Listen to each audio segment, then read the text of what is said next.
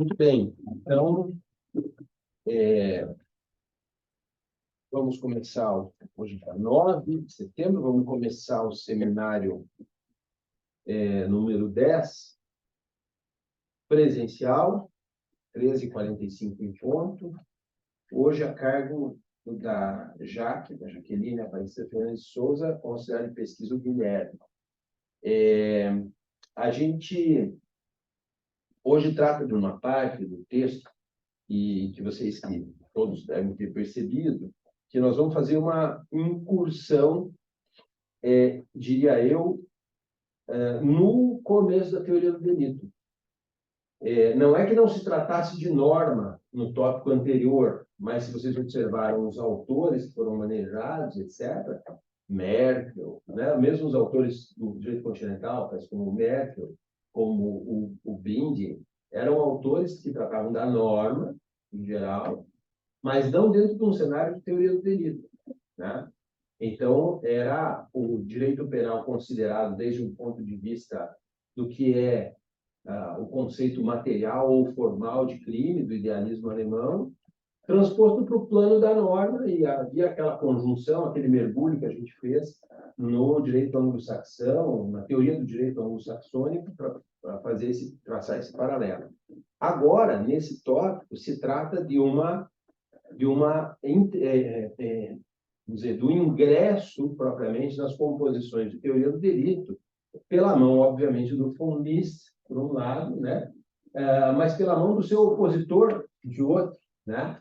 Então, o Binding era opositor do von List, os dois estabeleceram uma discussão, um diálogo nem sempre tão fraterno, se olha os textos da época,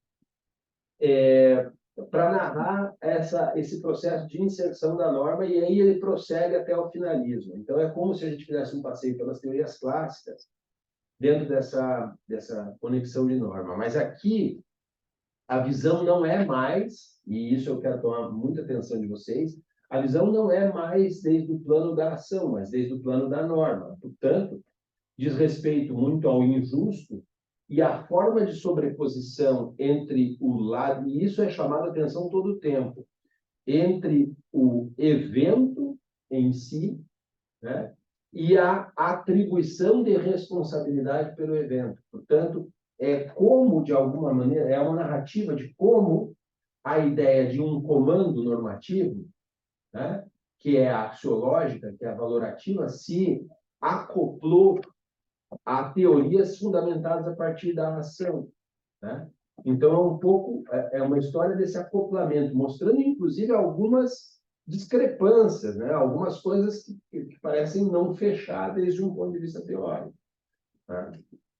Mas é com vocês a narrativa. Eu só queria que vocês prestassem atenção nessa questão, né? Na separação entre o que é o processo de narrativa de um evento frente ao processo de imputação de um evento, né? Que é sempre um juízo de valor, tá? Então, vamos lá, Jaqueline, começa com você, tem a palavra livre, pelo menos 15 minutos, ou no máximo 15 minutos. Eu vou passear rapidamente aqui para alguns pontos, e aí eu estava com toda a minha... Tá bom, fique à vontade. Então, boa tarde, professor, boa tarde aos colegas. Agradeço ao Guilherme pelas sugestões de leitura, muito obrigada. Bom, então aqui no 8º capítulo, né, a gente vai fazer um passeio pela dogmática causalista até o funcionalismo, né? Bom, e aí de início já tem diferenças pontuais entre o Binding e o List, né? O Binding, ele faz da norma a espinha dorsal do seu sistema, sem atribuir ali uma grande relevância ao bem jurídico, né? Já o List, ele parte também do mesmo ponto de vista, considerando a ideia de bem jurídico, só que aí, para ele, essa ideia de bem jurídico, ela traz uma outra conotação, né? Ele vai falar que bem jurídico, ele não é um bem do direito, mas ele é um bem dos homens, né? Então, aí há um interesse social, e aí a esse interesse social, a norma visa reconhecer e tutelar, né? Seria essa concepção de bem jurídico. Talvez a gente pudesse fazer uma síntese, né? Para o Binding, o bem jurídico ele está contido na norma. Não sei se é correto fazer essa. A gente pode mostrar para a professora. Para o List, o bem jurídico ele está fora da norma. ainda que o objetivo aqui não seja se ocupar do plano da ação, mas basta a gente comentar que a ação por LIST, ela é concebida como um evento natural. E aí aqui o Vives, ele faz uma crítica, né, a essa concepção da ação. Ali no primeiro ponto, o sistema Franz, no penúltimo parágrafo, o Vives vai fazer uma crítica, ele vai falar que essa ação entendida por Liszt como um mero evento natural só poderia causar eventos naturais, né, ou seja, puros. A compreensão dos resultados das ações criminalmente relevantes como lesões de interesse não pode nascer da ação compreendida naturalmente, mas do significado social atribuído a ela. E essa é uma avaliação que não vem da natureza. Então, aqui o Vives faz essa crítica, né, que, então, essa ação ela não poderia nascer de um evento causal, mas da prática social. Né? Sobre um ponto que eu achei interessante falar foi a questão da jurisprudência de interesses, né, que com ela advém aí uma abertura axiológica, né, valorativa, para incluir aí o que eles denominam de interesses ideais, né, que trata-se de um chamado para visualizar a ciência jurídica sobre um prisma valorativo, que eu acho que essa é a grande chave dos neocantistas, né? E aí, o Vives ele vai apontar o fracasso desse chamado positivismo sociológico, uma vez em que o valor ele se apresenta como um dado, como algo pré-constituído. E aqui, né, é o momento que ele vai utilizar do Rickert e do Windelband. Professor, a pronúncia é Windelband? Windelband. Windelband. Que são de Baden, né, da escola. E aí eles apresentam como os responsáveis pela disseminação daquela filosofia de valores, né? E aí esses autores eles aduzem que esses valores eles se apresentam em um mundo de significações valorativas. Então eu entendi que para eles essas significações culturais elas são pré-constituídas. E aí, a princípio, eu pensei que haveria alguma afinidade aqui nesse ponto com o Vives, mas depois, professor, eu entendi que o equívoco aqui desses autores, né, esse equívoco, ele reside na tentativa de uma filosofia que se pretenda universal, da filosofia prática universal, calcada aí numa pretensão de verdade. E aí eu entendi isso na nota 831, que é quando o Vives fala: é preciso sublinhar que o problema básico da filosofia de Rickert não é a conexão entre valor e dever moral, mas a conexão entre valor e significação. A ética não é a questão fundamental. Por isso, ainda que se possa afirmar que a axiologia cobre, nos neocantianos, o vazio ontológico, resulta mais que discutível a ideia de que pretenderam construir uma filosofia prática universal, que não teria necessitado cobrir esse espaço. Tentaram contemplar manifestações culturais como objetos e universalizar, assim, a razão teórica. Então, professor, entendi que a crítica que o Vives faz é justamente essa pretensão de universalidade, como se houvesse uma moralidade universal, né? E eu acredito que foi justamente disso que vem a crítica, né, de que essas teorias, elas serviram muito de influência ao nacional-socialismo, né, professor, não sei se está nesse sentido. E aí, interessante também, o Kaufmann, ele faz uma crítica também a esses autores, na verdade, que ele vai falar que é uma teoria da verdade sem conceito de verdade, né, que ele fala isso.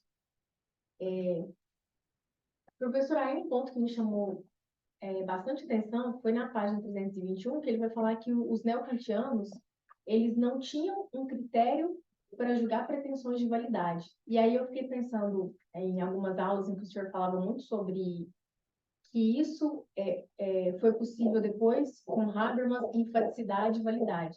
Até anotei aqui, Habermas, enfaticidade e validade. E aí o questionamento que eu trago para o senhor me parece que os neocantianos, eles chegaram quase lá. Será que se eles tivessem contado, né, com enfaticidade e validade aí, poderia ter combinado resultado bem próximo dessa concepção de Vives, né?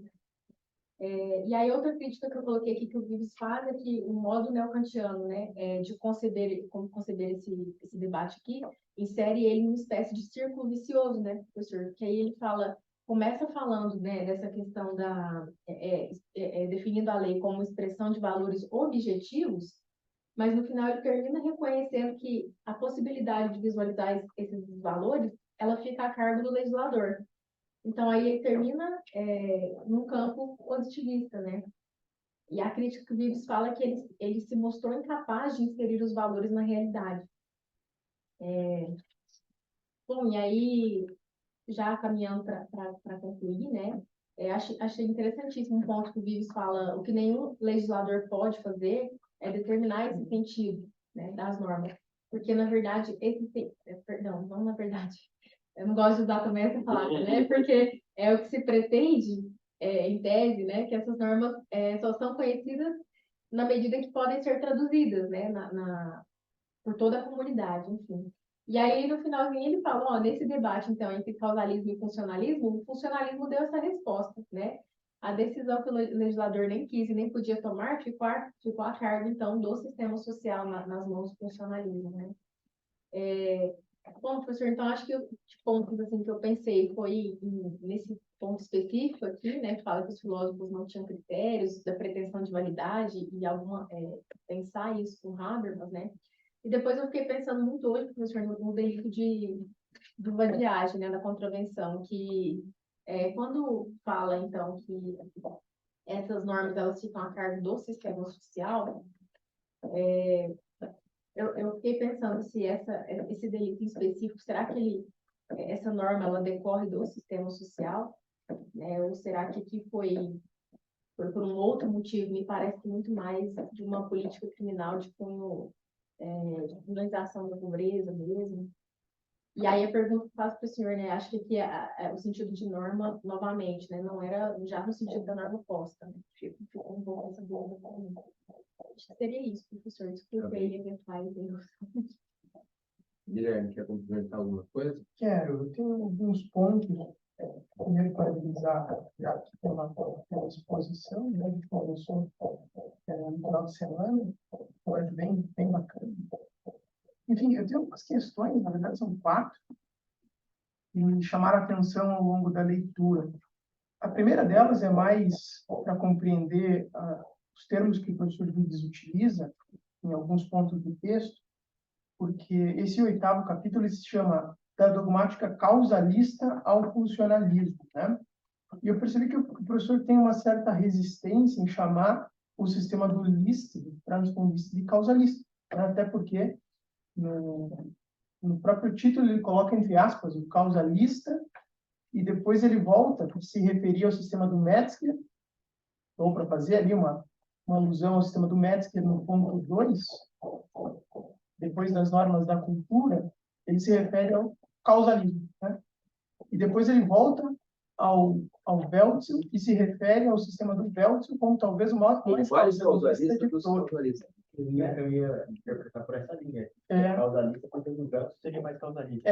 Daí quando eu percebi a questão do Metzger aqui no meio, isso eu quero entender um pouquinho melhor, né? Eu vi que o professor Vives ele diz, é um sistema mais causalista, é o verdadeiramente causalista, porque ele controla a causa, que ele supõe, né, que o autor controla a causalidade por meio dos seus fins, enfim, e ele se aparta do causalismo desde o ponto de vista do determinismo, né, diz o professor Vives. Então, eu queria um comentário do professor a respeito disso, para compreender um pouquinho essa questão. Eu também percebi que o professor Vives está chamando a atenção para a gente, desde o ponto de vista da norma, a respeito de uma certa continuidade da doutrina do comando, que ele fala, que ele se refere no capítulo anterior, né? Então, a todo momento, o professor Vives vai falar, no causal naturalismo, a ideia dos conflitos sociais, eles são resolvidos pela vontade do legislador, né? Não se averiguam os motivos pelos quais o legislador decidiu por este ou por aquele caminho. O interesse, inclusive, que a Jacques se referiu muito bem, é o interesse dado, é o interesse, o bem jurídico é visto desde um ponto de vista natural até mesmo. Pré-existente, né? E da mesma forma acontece com Meyer, porque as normas da cultura seriam aquelas normas da cultura que foram aceitas pelo Estado, portanto, desde o ponto de vista de uma decisão do poder, né, da vontade do legislador. Com Metzger, acho que isso fica mais claro ainda com as normas objetivas de valoração e as normas subjetivas de determinação, e até mesmo aqui fiquei até um pouco surpreso quando ele faz essa mesma relação com o Weltzl, né? Porque o que se propõe, o que a doutrina finalista sempre se propôs é dizer o seguinte, ó, o legislador está condicionado por alguns eventos ônticos, né? Por algumas situações ônticas. Daí o professor Vives vai falar para a gente que ele parte, o Weltzl, também da ideia de comando. Ele fala isso na página 329, em que ele vai dizer, consequentemente, a concepção da norma pressuposta por Weltzl é entendida como uma ordenação de vontades e se remete também à doutrina do comando, que está na base de todos os outros, todos os outros sistemas, né? O que me pareceu, que ele estava discutindo também nesse capítulo, é que todas essas doutrinas, né, todas as doutrinas relacionadas à norma, elas estavam muito presas a uma certa espécie de racionalidade teórica, né? Como a Jacques se referiu também, a ideia de que se pretende uma afirmação da verdade, pretensão de verdade, né? E a gente não quer antecipar nada, mas lá na frente o professor Vives vai falar, ó, isso talvez seja importante, mas é importante a gente discutir o caminho da validade também, né? Uma pretensão de justiça. Então, o que o professor Vives está apontando para a gente aqui é que todo mundo está nessa racionalidade teórica e se esquecendo da ideia de racionalidade prática, que está na base da nossa compreensão. Tá? Enfim, para finalizar, o último aspecto é do último tópico, né? O tópico 4, finalismo, teleologia, em que o professor Vives vai fazer também uma incursão na questão da doutrina social e finalismo, né? E aqui eu acho interessante porque ele remete nessa parte da doutrina social a umas páginas anteriores, em que ele vai falar, ó, se você abandonou a ideia de finalidade, você já está começando a deixar de ser finalista, né?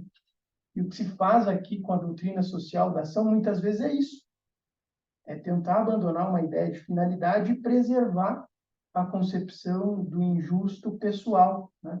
Então, acho que é um bom debate essa questão do finalismo e a doutrina social da ação desde o ponto de vista do injusto, porque alguns autores vão falar, ó, é um finalismo mais fraco, um finalismo débil, né? E pela concepção do professor Vives, talvez isso não seja tão aceitável. Enfim, eram só algumas provocações que eu extraí da leitura do texto. Fala, livre. Eu tenho uma coisa que eu queria falar, que o Guilherme ele comentou do Weltzl, quando se fala principalmente da ideia de ontologia adequada, que acaba entrando como se fosse integrante da doutrina do comando. A minha questão me parece que, principalmente nessa segunda fase do Weltzl, quando ele começa a criar aquele conceito bizarro de ação dele, aquele conceito de ação em teia, né? Isso, ação cibernética. Me parece que ele reconhece o fracasso de trazer a ontologia para dentro do direito penal. E não no sentido de a ontologia é uma coisa que não existe, é uma coisa que a gente não pode ser falado, mas é algo que não pode ser tratado dentro do direito. Me parece que o Weltzl ele começa a reconhecer isso, mas ele não quer abandonar a ideia de ontologia para não acabar destruindo a sua própria concepção de ação, que depende, querendo ou não, né, dessa finalidade ontológica.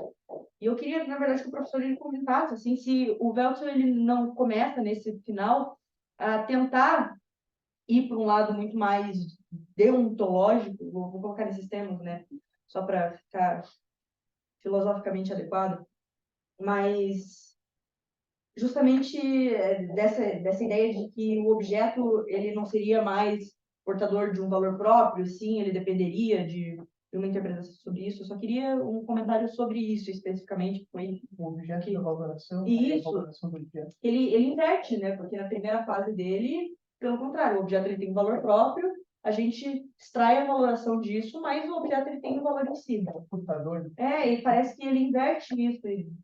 E é um pouco contrassenso, né? Pensando, pelo menos na minha cabeça, pensando em toda a filosofia que ele desenvolve antes, toda a teoria do delito que ele desenvolve antes.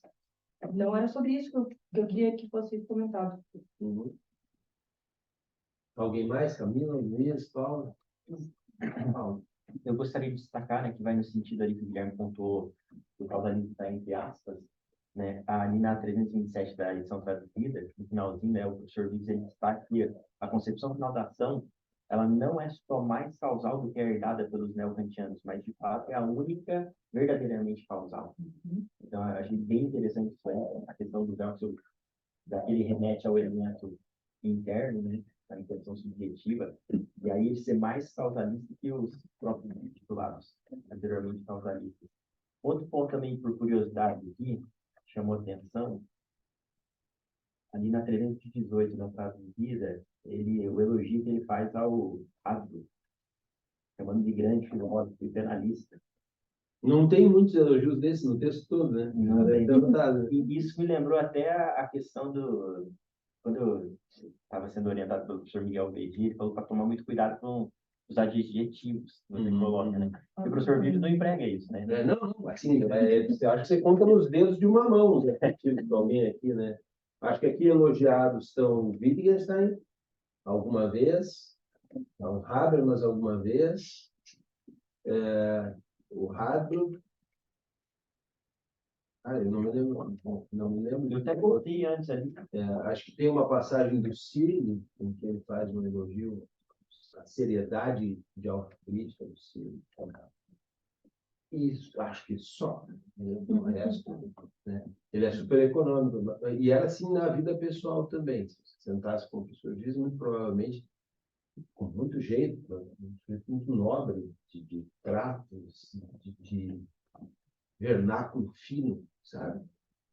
Mas as primeiras coisas que ele sentava para conversar contigo é apontar teus erros, todos. E, eventualmente, te dizer algum caminho para acertar e tal. Um cara muito crítico, extremamente crítico. Isso é curioso, porque era gostoso você escutar as críticas do cara.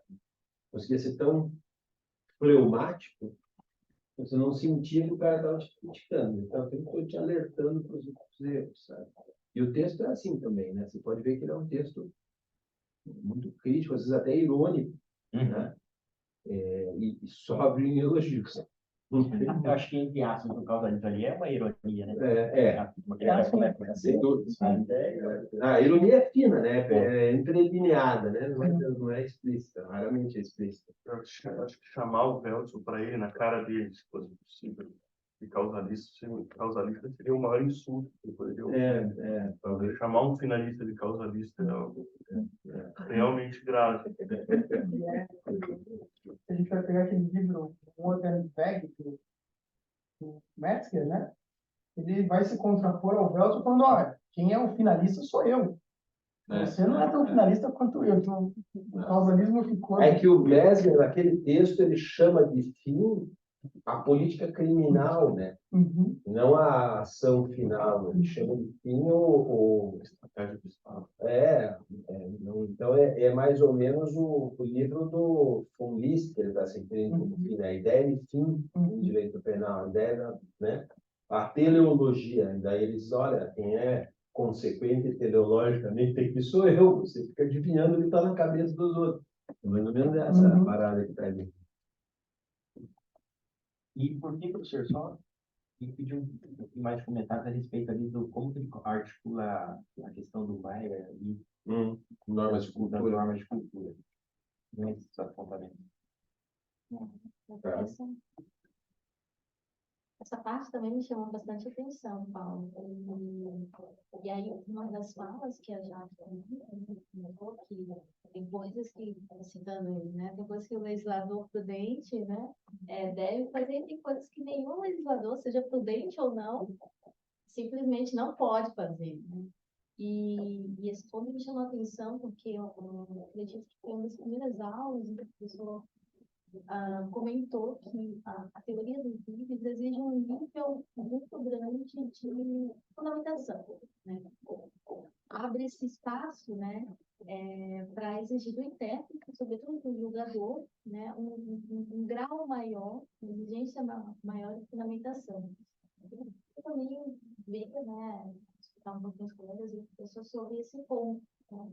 A gente pode entender isso, né, como uma deixa, né, do Pires de apontar justamente para essa exigência, né? É interessante isso, porque o raciocínio do Pires, ele me soa, assim, bastante linear, muito concatenado, né? Isso é muito bom, porque é uma deixa que ele coloca, né? Mas aí parte de ideias anteriores e posteriores que ele vai combinando. Mas esse ponto não tem uma atenção. Sobre esse ponto, só para quando ele comenta isso que a Jaque e a Camila comentaram, né, sobre o que o legislador prudente pode fazer, o que nenhum legislador deve fazer, e na sequência ele vem uma crítica também àquelas normas de interpretação, né? Ele fala, No caso do Maia, eram as normas de cultura. Nós Sim. estamos falando das normas de cultura no período das nossas socialismo. Falando do valor do sangue e da raça. Exato. Não dá certo. Eu achei muito interessante esse comentário, ligar justamente com essa crítica direta. Enfim, pessoal. Sim. Só alguns pontos em que uma falta que me chamou a atenção é que eu sempre compreendi, primeiro, que a teoria das normas é o campo menos desenvolvido do direito penal. Então, por isso que me parece que, a depender, mesmo dando saltos enormes na teoria do crime, a gente vê concepções muito parecidas. Então, não me chega a chamar a atenção, por exemplo, se você disser... O rastro de teoria do comando em tudo isso aí. Em tudo isso aí. É muito difícil você ver diferente. E eu também tenho a impressão, né, queria saber a sua opinião, se isso se deve também à falta de evolução da teoria da pena. Porque Feuerbach falava de legalidade e, portanto, de uma forma de comando estreitamente ligada à função da pena, à função dissuasória da pena. Então, para ele, você tinha que ter um comando claro, porque, no final das contas, Se tratava de intimidade. tratava de intimidar daquela ação. Então, havia a gente, às vezes, vê alguns descuidos em festejar o princípio da legalidade de Feuerbach, como se ele fosse um grande conquista liberal em Feuerbach, e não é. Na verdade, ele está funcionalizado por uma teoria da pena de prevenção geral negativa, né? Então, será que o não dito ali é justamente que os comandos, eles servem, ou eles se servem por uma teoria da pena também pouco desenvolvida, ou aquilo que talvez tenha relação com a justiça, como o Fábio antecipou, né? Se tem essa relação ou não. Uma outra questão sobre,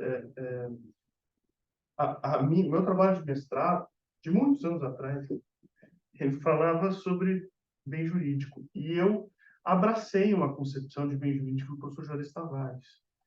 Por que ela me soou muito mais interessante do que as outras na época?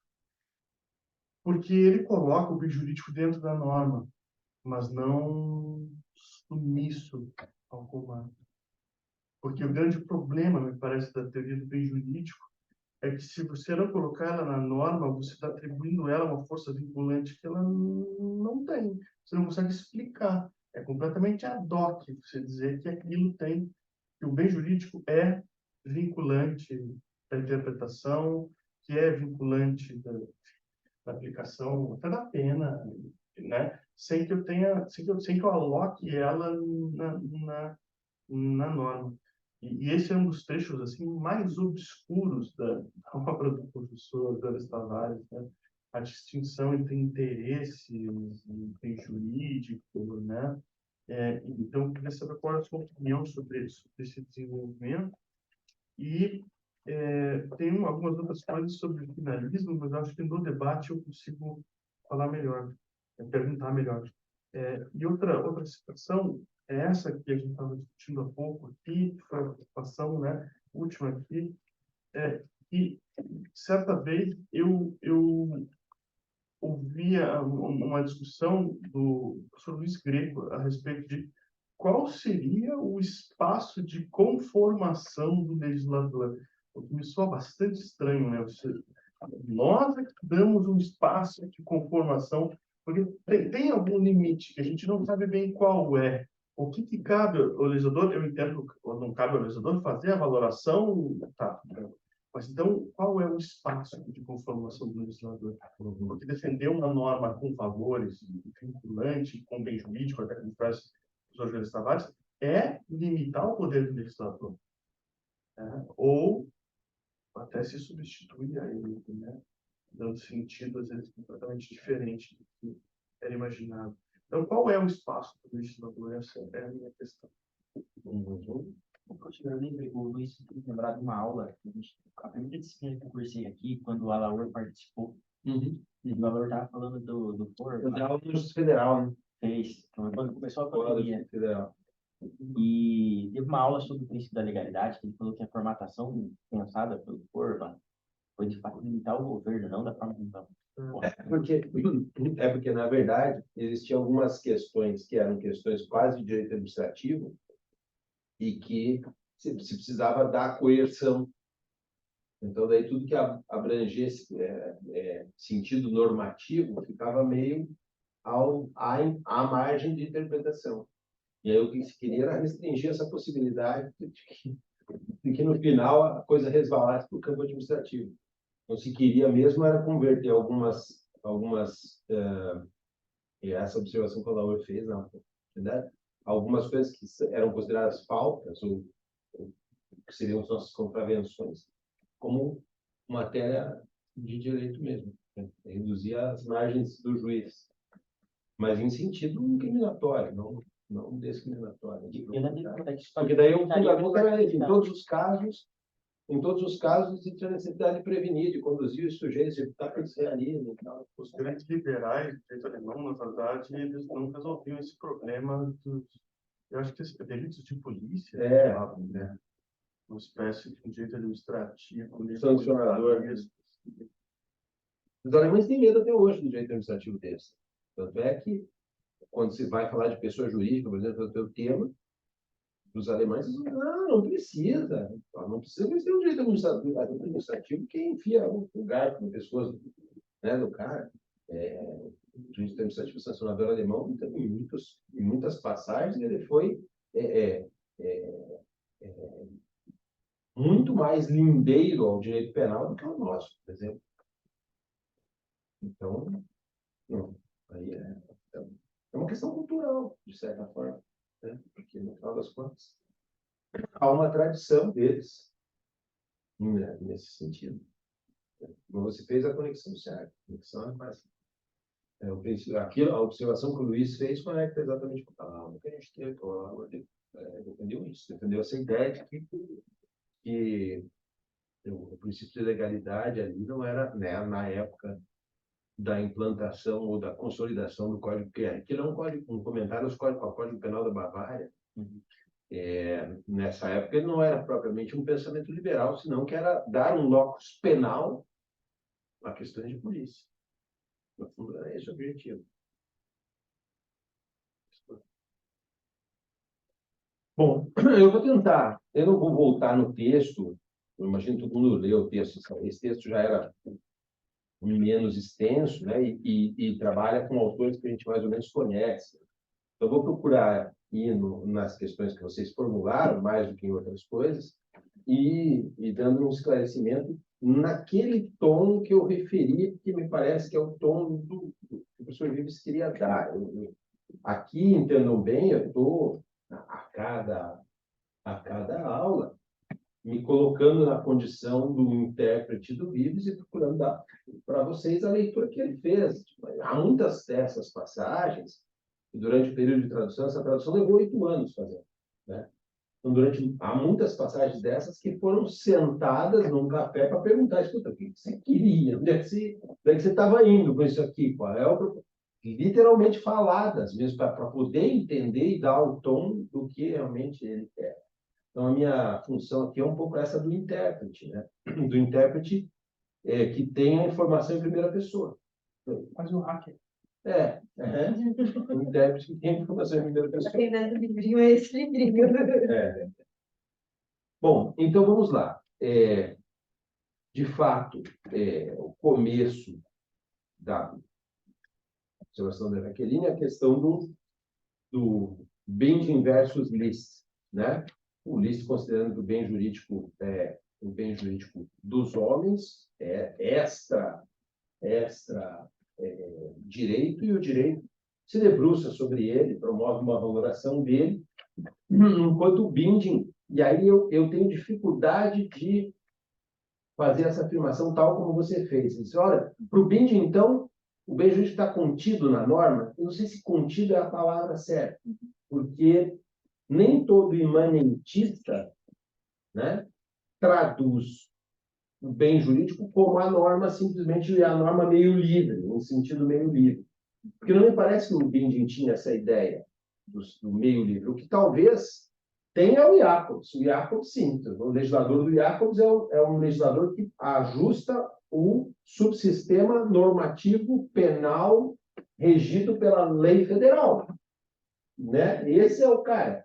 Mas no Binding, ele está falando da norma num contexto tão geral que eu acho que ele não está falando exatamente disso. Então, eu não diria que o bem jurídico está contido na norma, mas eu diria que, pelo menos, eu te confesso também que não li os 4 volumes de norma, li o segundo, porque é o que tocava aquilo que é a norma penal, que era o meu tema. Mas, até onde eu consegui capturar do Binding, a ideia é que, ao conceber uma norma no ambiente penal, ela já estará se referindo aos valores ótimos próprios de uma sociedade. Portanto, não existe, o que eu acho que o Binding quer dizer, talvez ele use termos, talvez não seja exatamente esse, mas termos que querem traduzir isso, é que não tem sentido ficar buscando uma figura de bem jurídico para justificar a intervenção penal, porque não é assim que funciona. Né? Mais ou menos o processo de concepção normativa no plano punitivo, de alguma maneira, já estaria contemplando as coisas que são ótimas a uma sociedade, entenda isso como valores, direito subjetivo ou o bem jurídico. Quer dizer, essa concepção não seria relevante para a formatação da norma. Né? Então, eu acho que daí é um pouco por isso que o Von List, por sua vez, falava de que, de alguma maneira, aí existiam 2 concepções sobre o que é positivismo. Né?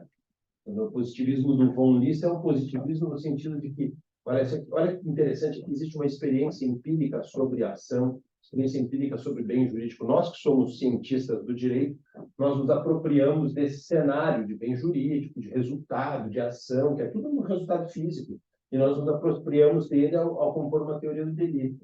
A contrapartida do Binding, ele era acusado de um positivismo. Eu diria para vocês, bem sinceramente, que até os textos do Von List críticos ao Binding mostram um Binding quase como um precursor do neocantismo, um precursor do Kelsen, por exemplo, porque, de alguma maneira, ele já antevia um universo do direito ocupado da norma, sem uma ocupação pré-normativa condicionante ou coisa do gênero. Então, claro que o List, como era um político, também enxergava nisso alguma forma de autoritarismo e queria defender a ideia de que a dogmática comporia uma barreira infranqueável da política criminal, e o Binding é o cara que escreveu com o Roche o livro sobre vida sem valor de vida. Então, tudo tem que ser dito, né? Tudo tem que ser um contexto. De alguma maneira, o List era um político liberal. Tem um livro sobre a vida do List, aquele do Carlos Elbert, que é bem interessante, que fala da vida política do Von List, é uma biografia, e vale muito a pena. Daí você consegue entender as construções jurídicas dele, como é que foram se formatando nele enquanto também deputado, né? Vereador, né? O cara que teve em todas, foi pertenceu à Câmara de Brandeburgo, depois à Câmara Federal, né? Então, o cara com uma atividade política interessante. Ele até chega a analisar votações das quais o FONIS participou, projetos de lei. Muito interessante. Se vê em um outro cenário. E o Binding, não, é um teórico mesmo, né? Está preocupado com o direito, está preocupado com a norma, está preocupado com... Né? E aí ele diz, olha, essa coisa toda aí é com o processo de conformação normativa abrange. Né? Não tem que ficar discutindo se é bem jurídico, se é direito subjetivo, certo? E é menos relevante. Há um processo normativo que acaba abrangendo essas coisas que são importantes para a organização social. Em alguma medida, o que é citado, veja que engraçado, né? Ele faz... O Phillips é um cara inteligente, né? Porque na mesma medida que ele vai colocando as sucessões de raciocínio, né? O von List, a contraposição do Mesmer, a contraposição do Velter, do outro lado também tem o opositor dele, o Binding e tal, que tem aqui um sucessor da figura do Ernst Mayr, né? O Mayr, cara, normas de cultura, ou seja, existe um amortecedor. O Mayr, o que faz em relação ao Binding, que tem vamos dizer, entre aspas, vocês podem dizer, mas um ganho de precisão, é dizer que existe, de fato, um ambiente empírico, fora do direito, do qual o direito se apropria, mas o faz através de normas de cultura. Essas normas de cultura são uma espécie de um amortecedor do impacto da apreensão das coisas da vida pelo direito. É uma espécie de um filtro. Claro, nós estamos falando de um filtro de normas de cultura nos anos 30 na Alemanha, não é exatamente do que se trata. Né? Do ser em si historicamente condicionado, diz o Heidegger, né? E o professor Lênin também. Né? Eu não... Particularmente, tenho umas reservas acerca disso, mas cada um, né? Casa com a noiva, lava a sogra. Né? E daí a Jaque fala assim, ó, o ponto seguinte. Nessa jurisprudência de interesse, achei muito interessante, esse é o momento do neocantismo, né? A ideia de jurisprudência de interesse. E ali o senhor veja ali, será que tem um valor, é um dado pré-constituído esse valor? Eu acho que o problema ali está na universalidade, não é isso que você disse? Se as minhas notas estão certas, né? De fato, um dos problemas que o Vives aponta é que, mas eu não creio que seja propriamente um problema da jurisprudência de interesses, propriamente, né? Porque nós vimos isso quando a gente fez a parte da ação e entramos no neocantismo, a gente viu que são esses caras, né? O Windelband, o Emil Lask, eu acho que é a norma mais, a teoria do direito mais apropriada, que é um resumo das anteriores, do Ricker e de outros autores, é a do Emil Lask. Emil Lask tem um livro sobre teoria do direito que é muito interessante, pequenininho e certeiro para posicionar o modelo neocantiano. Mas, independentemente disso, eu acho que a questão aqui é menos esse problema de universalidade e muito mais um problema de que se admite que estamos operando com valores. Então, por exemplo, seria lícito pensar que o nosso ponto de referência é o Binding, né? A ideia de uma norma constituída, e talvez eu devesse me debruçar, então, sobre os princípios condicionantes dessa organização normativa, mas os neocantianos seguem mantendo um ponto de vista de análise científica, né? De divisão de categorias, tanto que se apropriam de algumas categorias causalistas sem modificá-las. Tem muitos dos neocantianos que seguem como ação, como a ação da física newtoniana. O que estamos fazendo aí, se afinal de contas nós estamos compondo as coisas a partir de valores? Né? Não existe aqui uma universalidade, o valor não é um dado pré-constituído sociologicamente. O que estamos fazendo aí? Ação como a base da teoria do delito e ainda uma ação que é um movimento voluntário modificativo do meio externo, tem alguma coisa errada.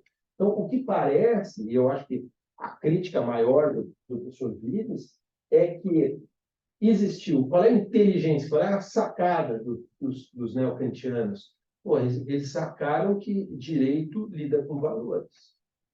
E é verdade, isso aí, pô, os funcionalistas tratam hoje, a filosofia da linguagem trata que o direito é juízo de valor das coisas, mas não tem dúvida, direito não é uma ciência empírica, né? Isso é a grande sacada deles. Mas eles não conseguiram se organizar de outra forma, que não fosse a mesma metodologia e tal. Então, acho que é um ranço positivista que tem no neocantismo, o maior problema. Mais do que a universalidade, que é incitar o conceito que eu vou falar, mas eu acho que mais do que tudo é essa contínua busca pela verdade.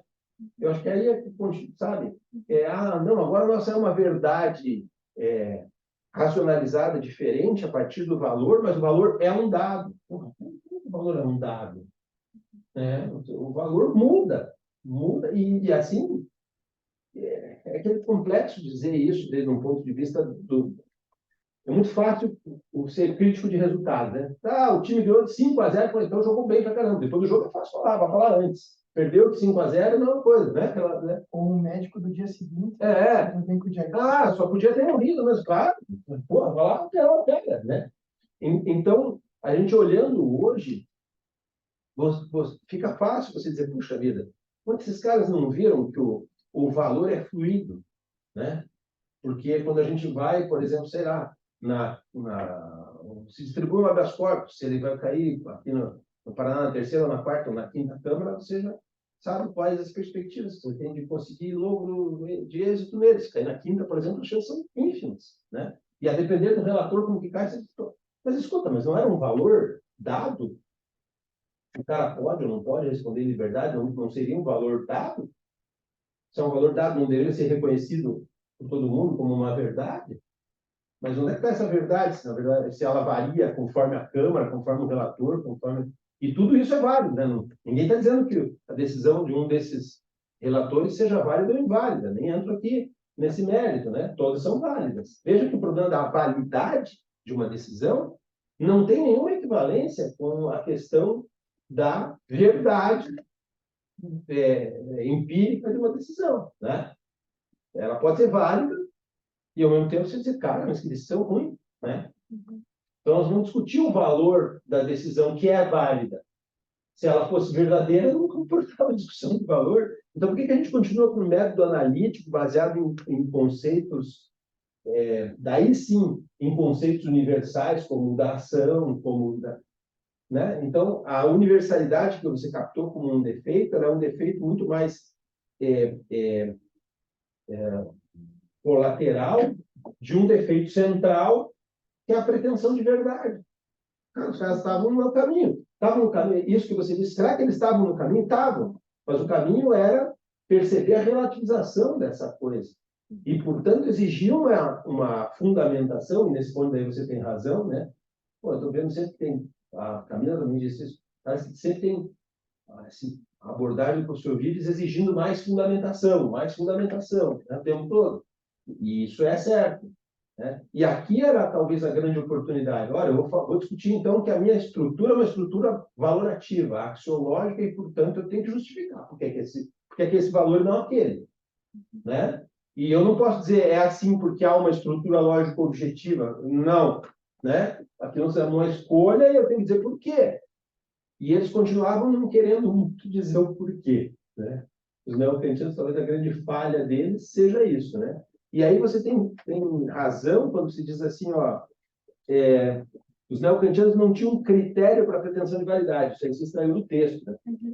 Os neocantianos não tinham um critério para estabelecer isso, e talvez se tivesse isso lá no Habermas. Não sei se está no Habermas, mas ou se estaria, se a solução só seria Habermas. Né? É a solução escolhida pelo professor Vives, podem ter outras, né?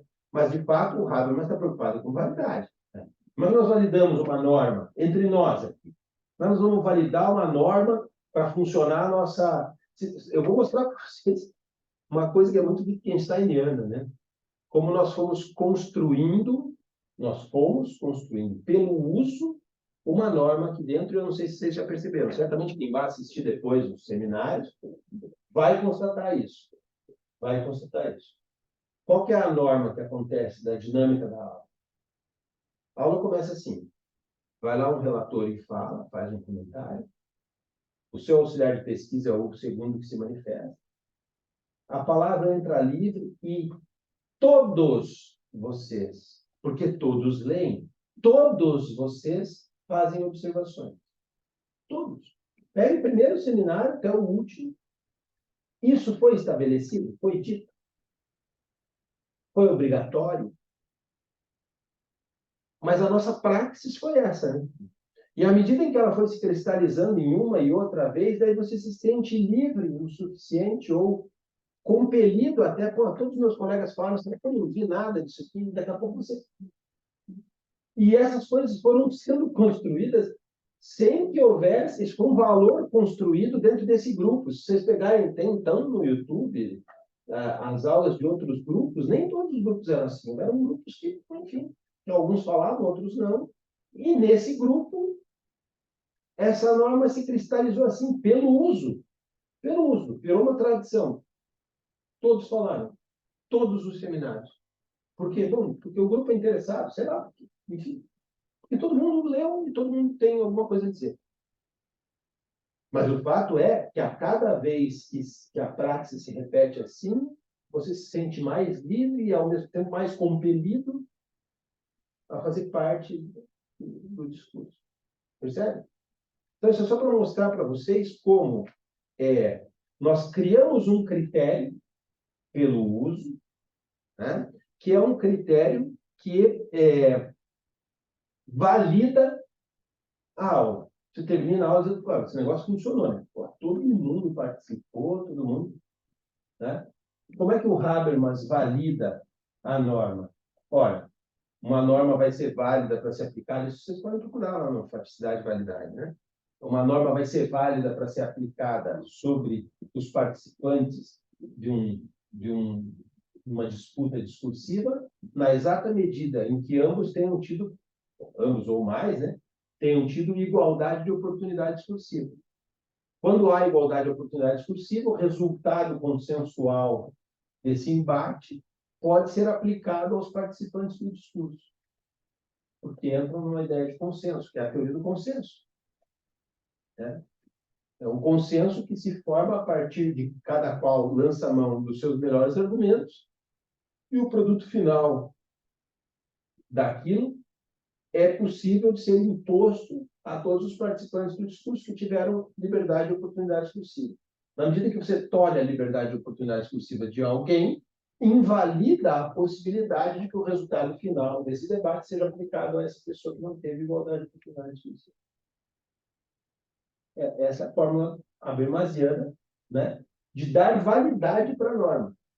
Não sei se é esse o único critério que os neocantianos poderiam usar, mas é fato de que, ao invés de buscar um critério que pudesse ser justificador, eles se valeram do modelo científico e apostaram num critério, entre muitas aspas, de verdade. Continuaram dizendo que é crime. Não, é crime isso, a partir dos valores tais, e eu que escolhi, e chupa essa manga. Né? Então, no final das contas, o resultado é muito ruim. Né? Porque continua existindo uma coisa aqui que é um deslocamento, né? Um deslocamento meio sem sentido, porque daí, bom, eu parto de certos valores. E é por isso que você chegou a identificar essa circularidade quando você estava narrando, né? Bom, eu parto de certos valores, valores legais, certo? Que foram contemplados na lei, então, né, devem ser esses aí. Eu parto desses valores legais que justificam, então, que eu aplique esse dado sobre esses fatos, certo? E por que que eles são válidos? Ora, porque são legais.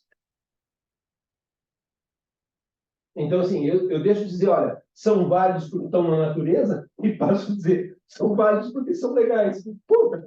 Né? Parece que onde é que está a fundamentação, cara? Né? Onde é que fica? E por que que esses valores são melhores do que os outros? Né? E esse é o grande drama. É porque os teus, né?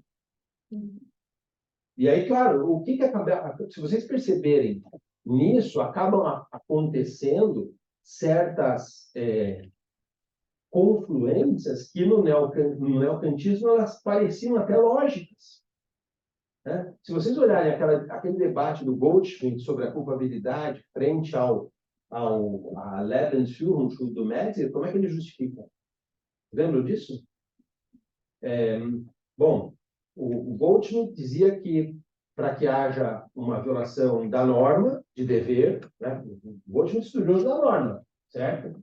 Então, todo crime comporta uma norma de dever e uma norma jurídica. Você tem a norma jurídica que é infringida, mas também tem um dever para com os seus semelhantes, enfim, naquele ambiente social. Ou seja, você tem que compreender que você está violando um dever para com os seus semelhantes. Não é simplesmente uma violação de uma norma jurídica, é mais do que isso. Portanto, não basta que você saiba o que está fazendo e que queira fazer, é preciso que você tenha consciência de que, ao fazê-lo, você está infringindo um dever para com os seus semelhantes. E é onde ele enfia na culpabilidade, via dolo, o tal dolus malus, que depende de consciência e vontade de agir, mais consciência da licitude. E o camarada que não tem consciência de licitude, ou seja, que não sabe que está violando um dever para com os seus semelhantes, não pode ser punido. Porque, muito embora ele tenha consciência e vontade de agir, ele quer fazer aquilo, ele não tem ideia de que aquilo possa ser uma violação do dever que tem para com os seus semelhantes. Portanto, não há dolo. Por outro lado, também não há imprudência, porque ele tem consciência e vontade de agir.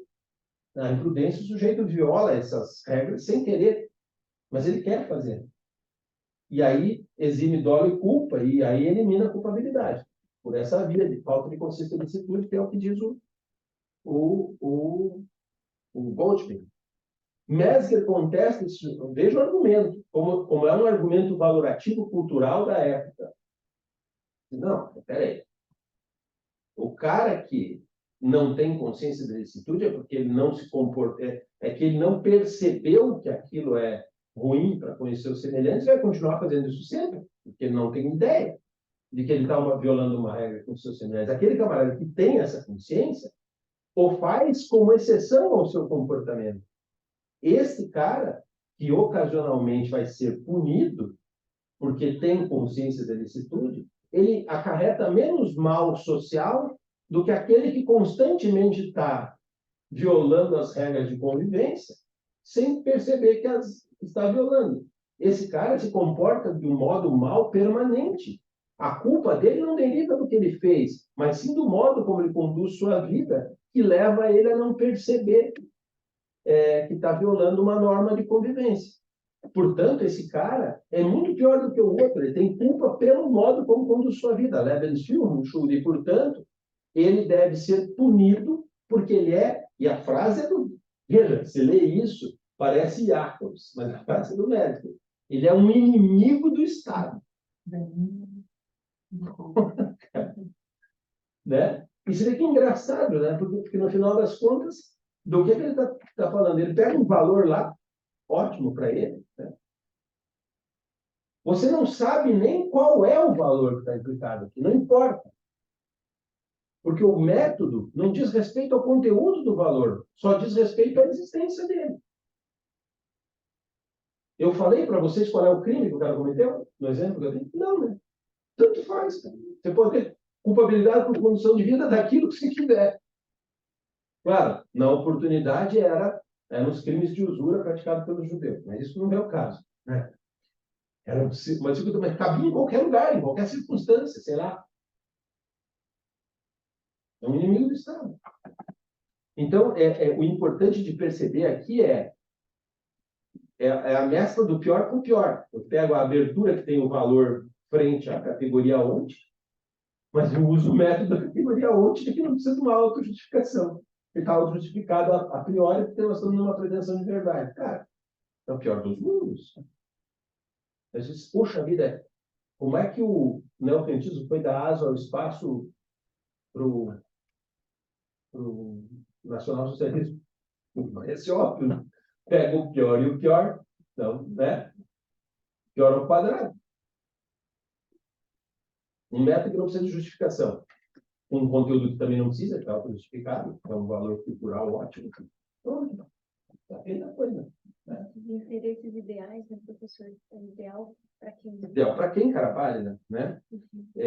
Por isso, essa lei como expressão de valores objetivos do legislador demanda alguma coisa a mais. Eu acho que nesse ponto, o Ernst Mayr aí oferece uma ferramenta que, se não era boa como ferramenta, e aparentemente não era mesmo, no final das contas são aquelas normas culturais daquela época, tal, mas ele teve a intuição de que tem alguma coisa errada em eu transpor diretamente essa ideia de um sistema jurídico de imputação em cima de certas categorias objetivas e delas fazer derivar o sistema de imputação. Tem duas coisas, né, mal acopladas. Então, ele acha nas normas de cultura a fórmula de acoplamento. Não chega a ser uma justificação como a do Habermas, mas é um amortecedor. Normas de cultura, claro. Também a gente tem que ver, volto a dizer o mesmo, né? De novo, é um pouco a olhar para trás e ser crítico a respeito do passado, que foi desastroso, todo mundo sabe o que foi. Então, claro, é fácil, né? Comentarista de resultado, né? Mas, de fato, parece que a insuficiência das normas, da teoria das normas de cultura, ela deriva do momento em que ela foi implantada. E ela foi criada no momento em que o cara sabia exatamente o que estava dizendo, quando estava dizendo. Não dá para negar. Por outro lado, também é certo, no outro extremo, que o professor Vitor faz um comentário, de que o legislador não pauta o sentido das normas. O sentido das normas é fluido, é derivado dos usos da linguagem, como a norma que nós instituímos aqui sobre como é que funciona o seminário. Ninguém falou nada. Mas parece óbvio que existe uma regra consagrada pelo uso, assim que se forma o sentido. Mas é certo que o legislador não pauta, o legislador não consegue dar conta desse sentido. E quando dá, em geral, resvala também para o ambiente autoritário. Eu quero lembrar, vocês lembram do projeto de lei? Isso é um exemplo, né? Que a gente debateu isso aqui dentro dessa casa, com o protagonista, e aí vale a pena a gente mencionar. Quando surgiu aquele anteprojeto malogrado de Código Penal, o projeto Sarney, né? Todo mundo comentou e tal. Um dos membros da comissão é o professor Dotti, né? E o professor Dotti trabalhou, entre outros temas, o tema do dolo.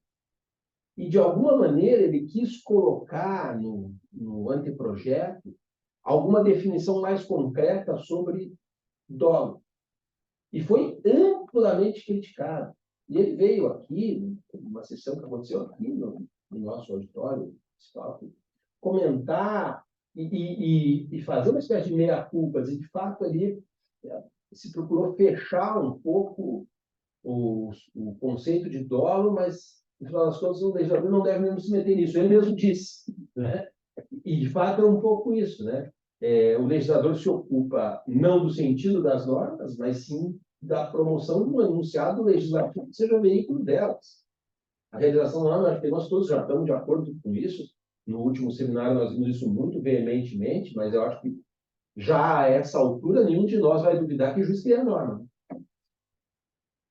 No caso concreto, o juiz cria a norma. Ele tem um espaço criativo ali, de fato.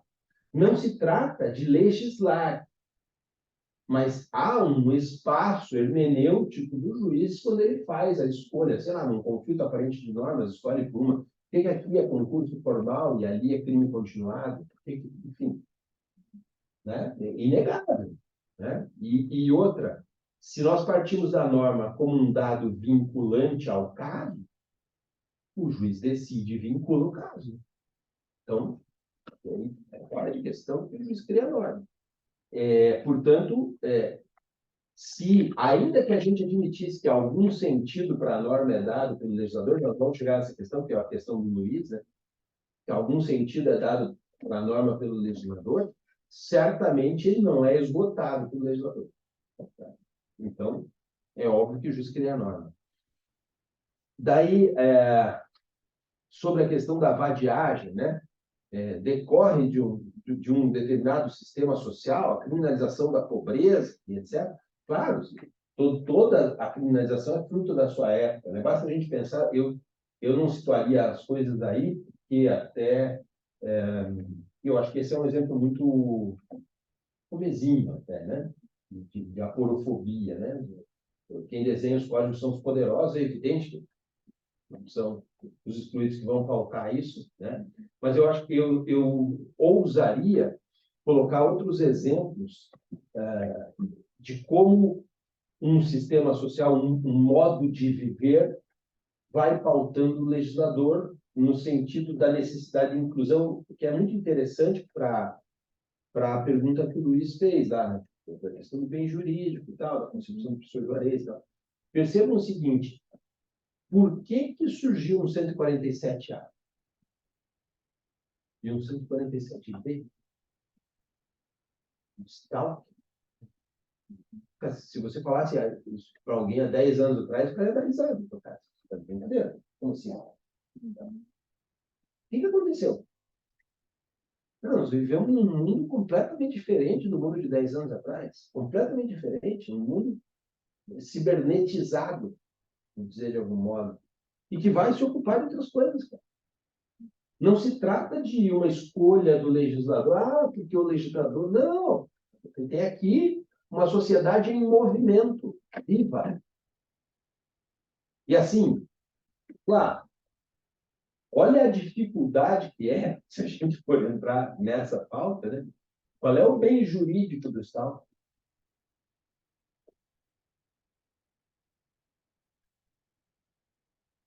Tranquilidade. É? E pode ser cibernética, né? Você consegue imaginar isso, gente? Entende? Como às vezes é tão fluido o negócio, mas por outro lado, é de uma ocorrência tão comezinha na sociedade que diz, não, cara, esse cartório não pode ficar fora. Outras coisas podem, mas que não. É igual o 171 lá, né, professor? Agora o estelionato com os ativos virtuais, né? Pois é.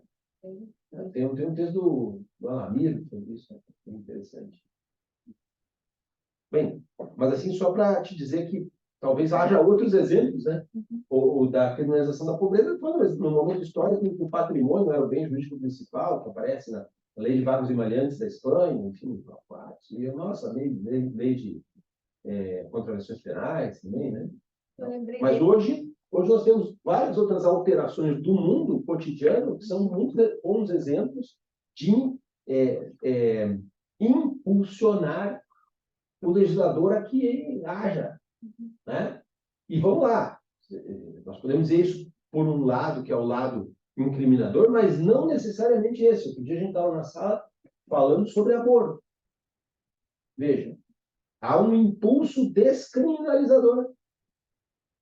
E é um impulso social. Já não se trata mais de ser, é como. Por quê? Porque a realidade bate na tua porta e daí o legislador que se posse, o ministro Supremo, enfim. Mas por que isso? Porque a sociedade é um movimento. Uhum.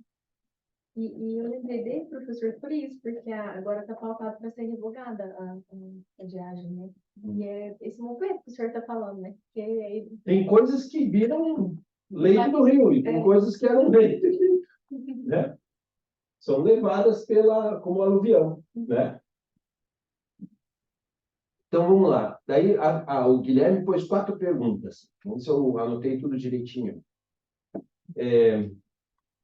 É causalista ou formista? Por que o Vives brinca de dizer que o Gramsci é mais causalista que o formista é causalista? Porque, veja lá, nós estamos no plano da norma, e eu vou voltar lá no começo, quando a gente abriu a conversa, eu disse qual é o ponto, o olho que a gente não pode perder daquilo que o professor Vives está falando nesse tópico. Como se estabelece o injusto? De onde vem o estabelecimento do injusto? Né? Qual é o processo pelo qual aquilo que acontece empiricamente é transformado em injusto? Né? E se vocês olharem o Fundis, realmente parece uma coisa muito esquisita, né? Porque tem lá o evento, que é uma ação que promove um movimento voluntário modificativo do meio externo através de uma relação de causalidade que é só na física newtoniana. Só. Né? E que depois se une ao sujeito através de um vínculo psíquico do cara, que é a culpabilidade psicológica. Mas essa ação que ele realiza é um injusto. Tá. Como é que juntou uma coisa na outra? Quem é que diz que isso tem que passar pelo injusto? Como é que faz para o legislador escolher qual dessas ações vão ser injustas e quais não vão? Onde é que está a relação essa de uma coisa que leva a outra. Qual é o filtro, qual é o critério pelo qual... Você olha para o lista e o legislador parece livre. Faz lá a lista das condutas que ele quiser, que são da natureza mesmo, né? Bota lá para incriminar e depois a gente vê se elas se unem psicologicamente ao seu autor ou não. Onde é que está a relação de causa? Uma coisa que sempre me incomodou, inclusive, em alocar o listing num determinado lugar, que ao mesmo tempo que ele faz tudo isso, ele é o camarada que cria a ideia de ciências jurídicas complexas, né? Criminologia, política criminal e direito penal. Pautando a ciência global do direito penal. Então, o cara parece que está com guarda-pó, né? Cientista. Né? E aonde é que... Quer dizer, dá a sensação que o von Liszt, que é um político, não se esqueçam, né? Dá a sensação de que ele deixa, então, a escolha da incriminação à livre prudência do legislador. Afinal, eu também estou lá na Câmara para votar o negócio. E está tudo bem. Existe uma meta geral político-criminal aí que é... Isso é uma separação dele, né? Então, mas uma separação do político e eu... Por isso, a ironia do professor Vives aqui é, do ponto de vista da norma, como é que essa norma foi para lá? Como é que ela virou norma? Qual que é o processo causal, de causa e efeito, para essa norma? eu não tenho essa preocupação. Não tem. E aí, do outro lado, os neocantianos, pouco, né? Porque você olha para eles e diz, ó, a norma é um valor dado. Por quem, cara pálida? Ela escolhe o valor que eles quiserem, as normas de cultura, o cacete, e onde é que está a causa disso? O único que dá alguma causa, e aí é ôntica, ou ontológica, pelo menos, é o Weltzl, porque ele diz assim, olha, essa fórmula de acoplamento deriva de estruturas lógico-objetivas. Tem um condicionamento do ser sobre o dever ser. Você só pode estabelecer a norma dentro daquilo que a natureza te permita. Né? Claro que os valores são ontológicos. A natureza, exatamente. A natureza, você vai regular a norma de velocidade da queda de um avião a partir da aceleração da gravidade. Você vai regular quando uma mulher pode dar à luz a partir da natureza. A natureza te pauta. Você vai lá sobre aquilo e vê o que dá para fazer. Portanto, você é pautado pela natureza. Se é assim, há um dado ôntico da ação, que é o direcionamento de uma finalidade que pauta a responsabilidade. Então, perceba que, pelo menos, o Weltzl estabelece uma relação de causa e efeito entre as estruturas de pretensão de verdade e um sistema normativo. Então, ele é o único causalista, porque há uma causa para que as normas sejam o que são, que é uma pauta ôntica diferente das outras. Né? Então, se você for pensar na relação de causalidade, a causalidade aqui que o professor Vives está se referindo, é a causalidade que relaciona o evento ao injusto. Como é que um evento vira injusto? O único cara que diz alguma coisa é o Weltzl. Os outros estão passando olimpicamente. E dane-se o gaiteiro, né? Decida o legislador. Por isso está sempre, o Guilherme identificou bem, está sempre uma sombra da ideia de comando. Né? O comando de um soberano absoluto que decide obesianamente o que é que vai entrar, o que é que não vai. No Weltzl, pelo menos, não. Não, peraí, tem um limite aqui, gente. Tem coisas aqui, estruturas lógico-objetivas que não podem ser ultrapassadas. Né? Para o bem ou para o mal, claro, nós sabemos tudo da ideia de finalidade dele, onde é que reside isso, quais são os problemas disso. O cara tem que saber. Isso conecta de alguma maneira com a ideia de vontade do Freire. Claro, tem o lado negro da força, mas ao menos na ideia de o injusto não é automático, é um injusto pessoal. Né? Não é um injusto que depende do que o legislador diga ao seu bel prazer. Né? O legislador tem uma margem de discricionariedade, sim, dentro de estruturas lógico-cognitivas pré-programadas. Talvez esse seja o grande receio, quando a gente vai falar em linguagem, volta e meia aparece isso. A gente já, em outras aulas, aqui com o Guilherme mesmo, já debateu esse assunto. Porque acusam de relativismo a filosofia da linguagem, então vai poder tudo. Cara, não é assim. O vai poder tudo era esse vai poder tudo axiológico político, né? A gente não consegue usar a linguagem fora do seu contexto de uso consagrado, sob pena dela virar um sem sentido, né? Então, a gente não tem essa liberdade. Só que essa ausência de liberdade não é pautada por dados ônticos, porque nós estamos no campo do direito. E o direito não é pautado por campo de dados ônticos, né? E esse é o ponto, né? Aquilo que o Veltman queria era um pouco estreito. Ele estava no caminho. Aliás, isso o Fletcher diz, né? Eu gosto de lembrar sempre disso. Veltman intuiu o caminho, porque disse, olha, toda ação direcionada para uma finalidade. E, a partir daí, ele passou a tentar falar do ser, das estruturas lógico-objetivas. O que é a finalidade? Foi a grande preocupação dos finalistas. E essa preocupação está errada. Quando alguém afirma que toda ação é dirigida para um fim, a pergunta correta a se fazer é como é que você sabe? Porque você está imputando o fim para o cara. E aí, portanto, então entra num discurso de justificação axiológica, um debate axiológico de justificação linguística, né? O problema foi só fazerem a pergunta errada. Irem para o campo onde para resolver o que é o fim. E aí danou-se, né? Mas que a intuição de que existe alguma coisa pautando o que vai ser considerado injusto ou não, que é uma expressão de sentido, parece óbvio. E o Veltman enxergou isso aí, né? E aí talvez enxergou e teve algumas dificuldades, como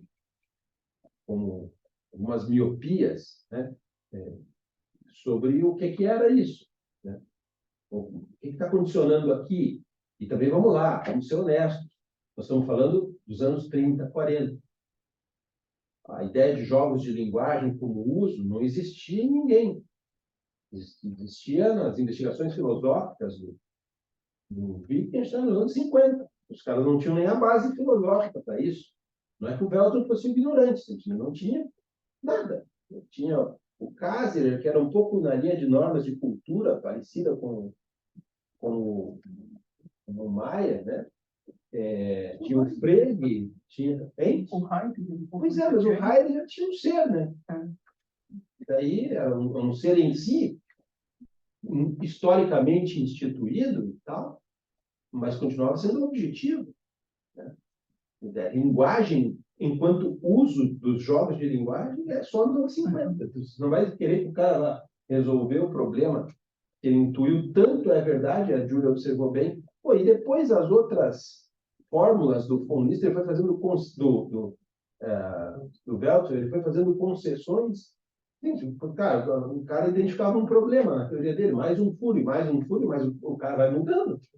Vai indo para ação cibernética. E daí, né? Que daí fica interessante, porque se ele fala que é cibernética, é governável ao ponto de... É a governabilidade. É. E daí quem governa esse troço? Daí nós vamos discutir o que interessa mesmo. Só que o cara morreu, né? No mesmo ano que escreveu. 74 é o ano do texto. E aí a coisa vai embora. Talvez ele tivesse ido. Nos anos 70, todo mundo conhecia o Wittgenstein, né? Então, não era uma novidade. Ele era professor de filosofia e direito canal. Portanto, certamente, algum contato com isso ele tinha, né? A gente já estava falando do começo de uma escola de Frankfurt voltada para isso, em termos filosóficos.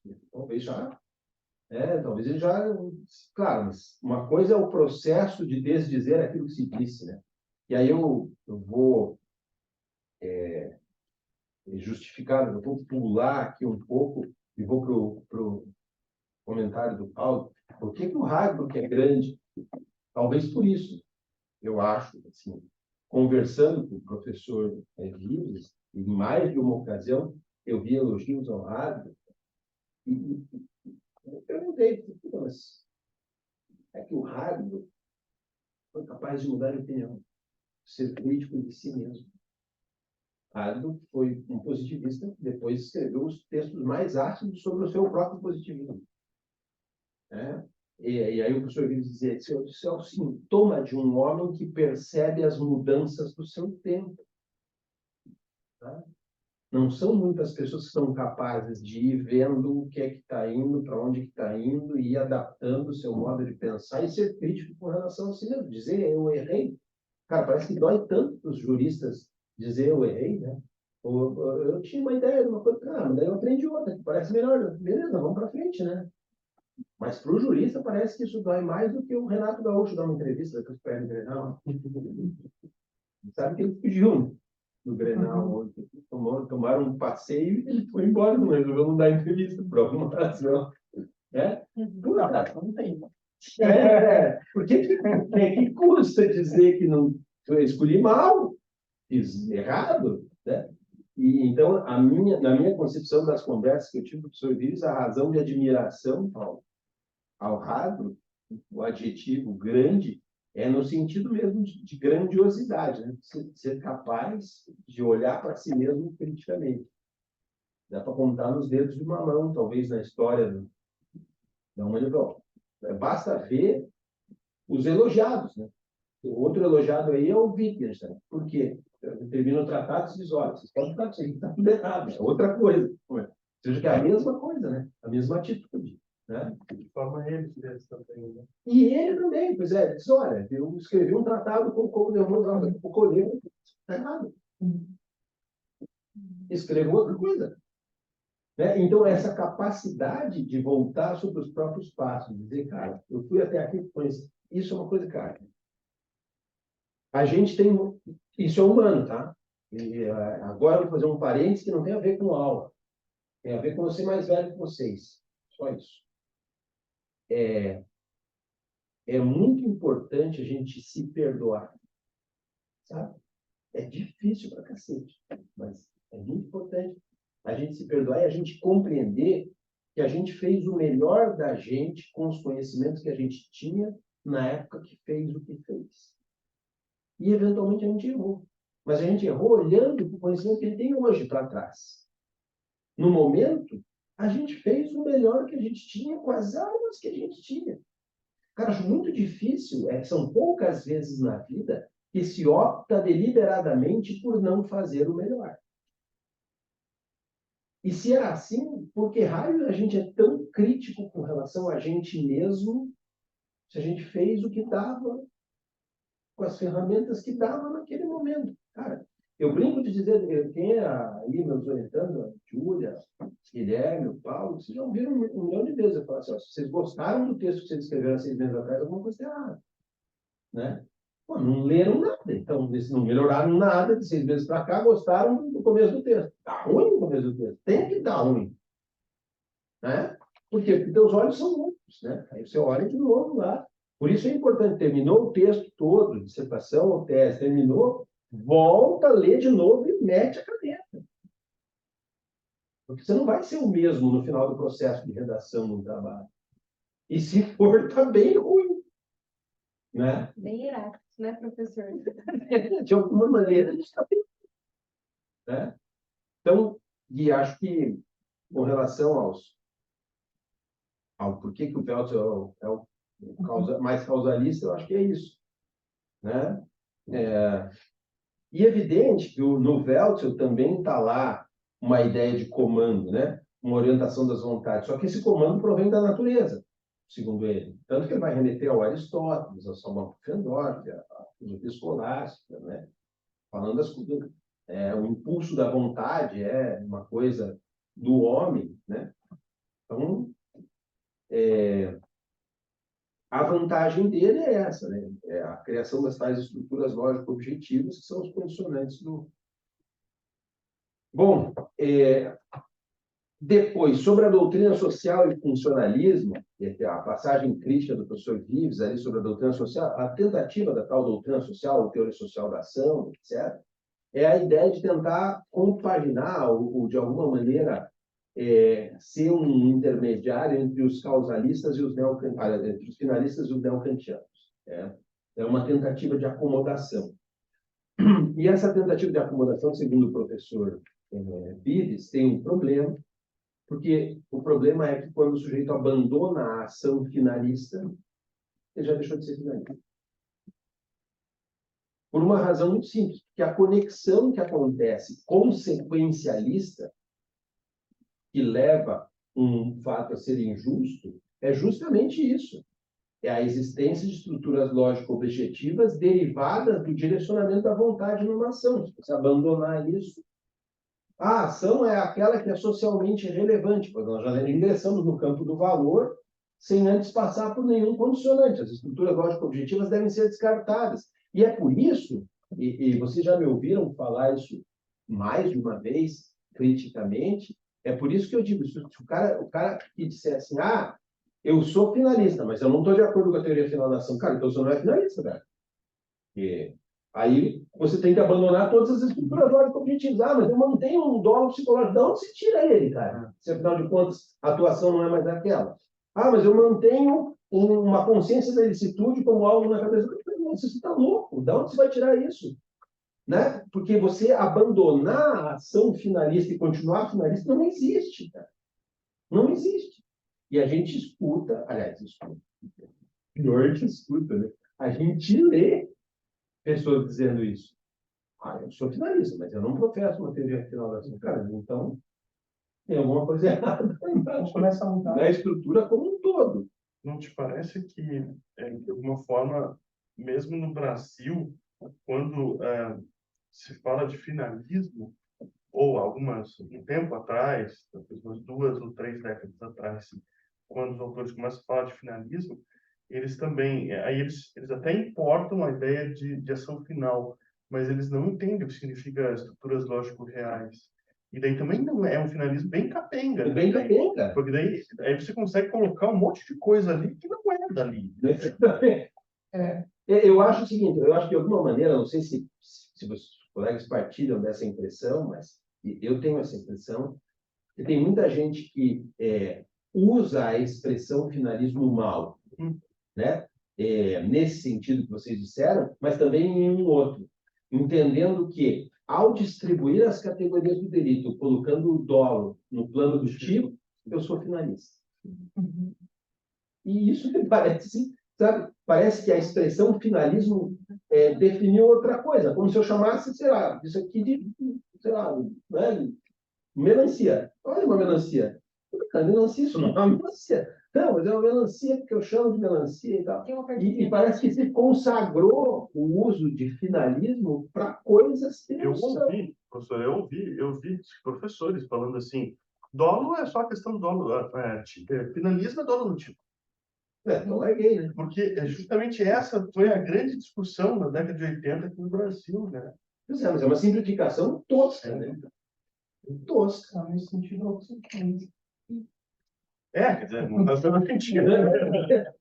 Não, aliás, o dolo no tipo nem é original do finalismo. Pois é. Ele dá uma boa explicação, mas não cria essa enfim, não é a culpa dele.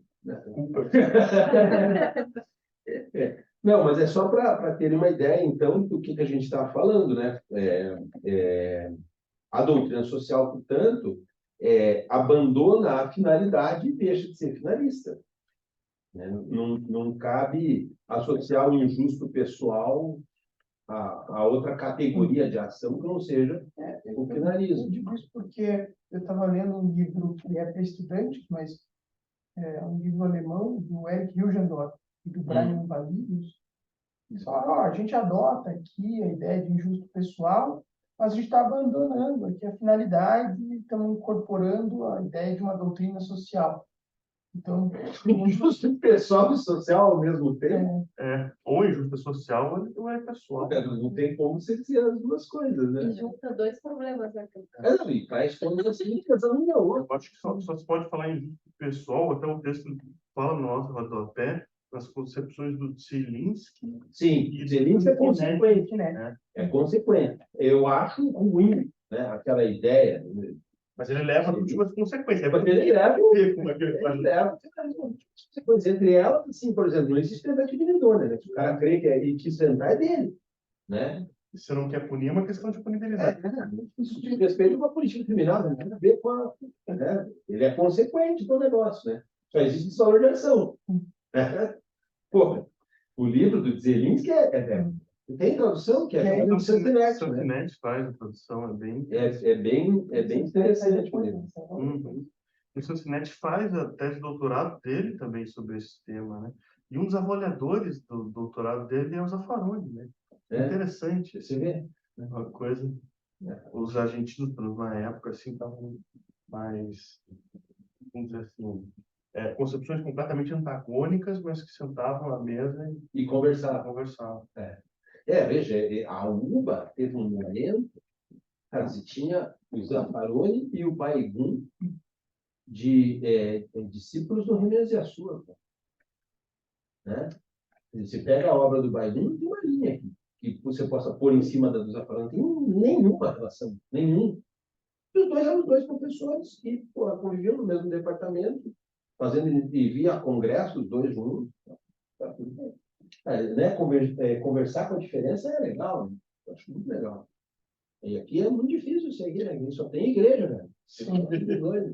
Né? Você querer conversar com o diferente é complexo. Mano, o Paulo citou a situação lá com a Alagoa. É evidente que eu e o Alagoa não temos as mesmas balas, mas nós dividimos uma disciplina que é super legal, né? Um dando palpite na aula do Lula, dois para a aula juntos. Porque aí, cara, você cresce na divergência, o cara que põe os contra-argumentos, que você vai tentar desenvolver, e vice-versa. Parece que as pessoas têm medo do clinch, né? Que não é o modelo. O modelo alemão é muito do clinch, né? Os caras gostam do embate. Né? E termina todo mundo jantando junto, no show, não fica amargo, né? Os latinos parecem muito sentimentalistas. Sexualiza muito, né? Parece que... Porque eu não gosto da tua ideia, eu não gosto de você. Parece que eles sexualizam muito no sentido também de pegar essa daqui é a minha teoria, e se eu tenho essa teoria aqui, você começa a... Eu tô certo. Sim, aí você não dá entrevista quando pega. Né? Bom, vamos lá. Aí entrando nas observações da Júlia, segunda fase do Peltzer, Cybernetische Handlung, a admissão do processo de fracasso da ontologia. Não sei se ele estava no caminho, talvez estivesse, mas pelo menos ele abandona em nome de uma ideia que levaria a uma discussão axiológica. O Luiz tem razão. Ele chegaria e o que é que pauta, né, a controlabilidade dos meios? Esses meios são controláveis livremente? Há um dado neuropsicológico que coordena esse daí? Ou isso tem uma pauta social? E se tem uma pauta social, é heterônoma ou é autônoma? Ia terminar na negação, seguramente, do injusto pessoal, né? Isso, sem dúvida nenhuma, né? Mas ele não teve tempo de desenvolver isso. Ele estava tentando salvar o crime imprudente. O fato é esse, né? A partir de uma ideia do direcionamento de uma finalidade, onde a tua finalidade é lícita, é difícil de você explicar porque que você castiga o cara que queria fazer a coisa lícita, né? Então, mas pela governabilidade seria fácil. Eu acho que é por aí. Ele teria que entrar por aí, mas por aí implicava em várias negações. E a primeira delas é o injusto pessoal. Cara, então, se eu disser que se o injusto continua sendo pessoal e é pautado na governabilidade, aquele sujeito que não pode governar a sua conduta não realiza injusto. Que significa, por exemplo, que nenhum inimputável realiza injusto. Daí a inimputabilidade deixa de ser um problema de culpabilidade. Veja, tem consequências. Mas daí, para enfrentar tudo isso, significa desmantelar todo um sistema que talvez ele estivesse no caminho, né? De fazer isso, não sei.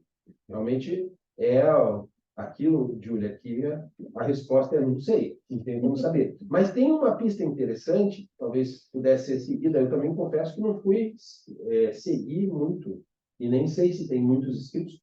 Muito possivelmente isso daria uma bela investigação se a pessoa fosse nesses livros homenagens, onde tem os artigos, né?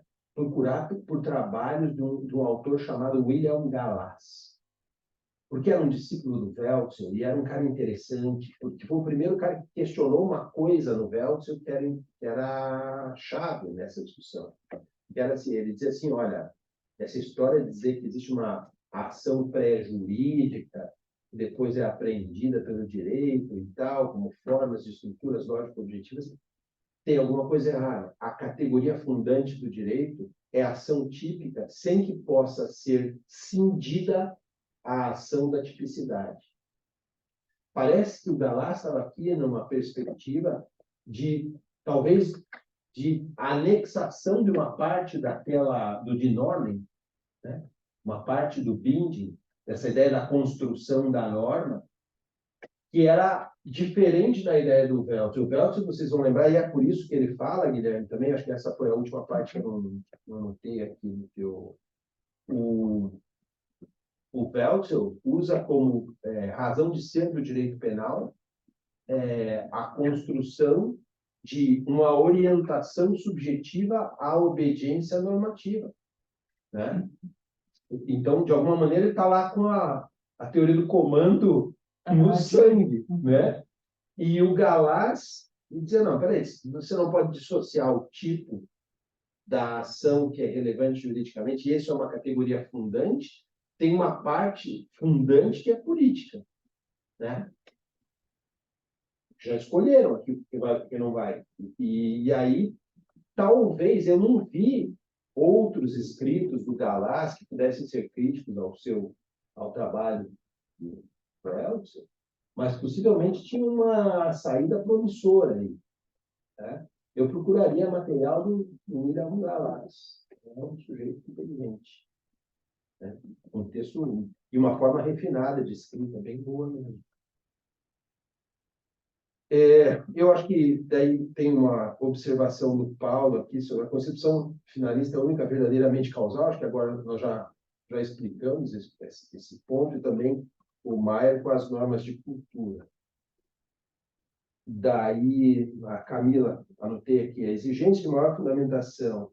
Aqui parece que a ancoragem à verdade é que não fornece exigência de maior justificação.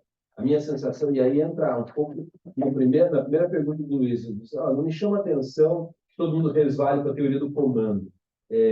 Mas da onde está isso aí? Será que não tem aí um ponto relacionado com a teoria da pena, né? Ou com a ciência, ou com a verdade? Eu acho que é muito mais com a ciência e com a verdade. Até porque acho que a ciência e a verdade foram pautas das teorias da pena. Sabe?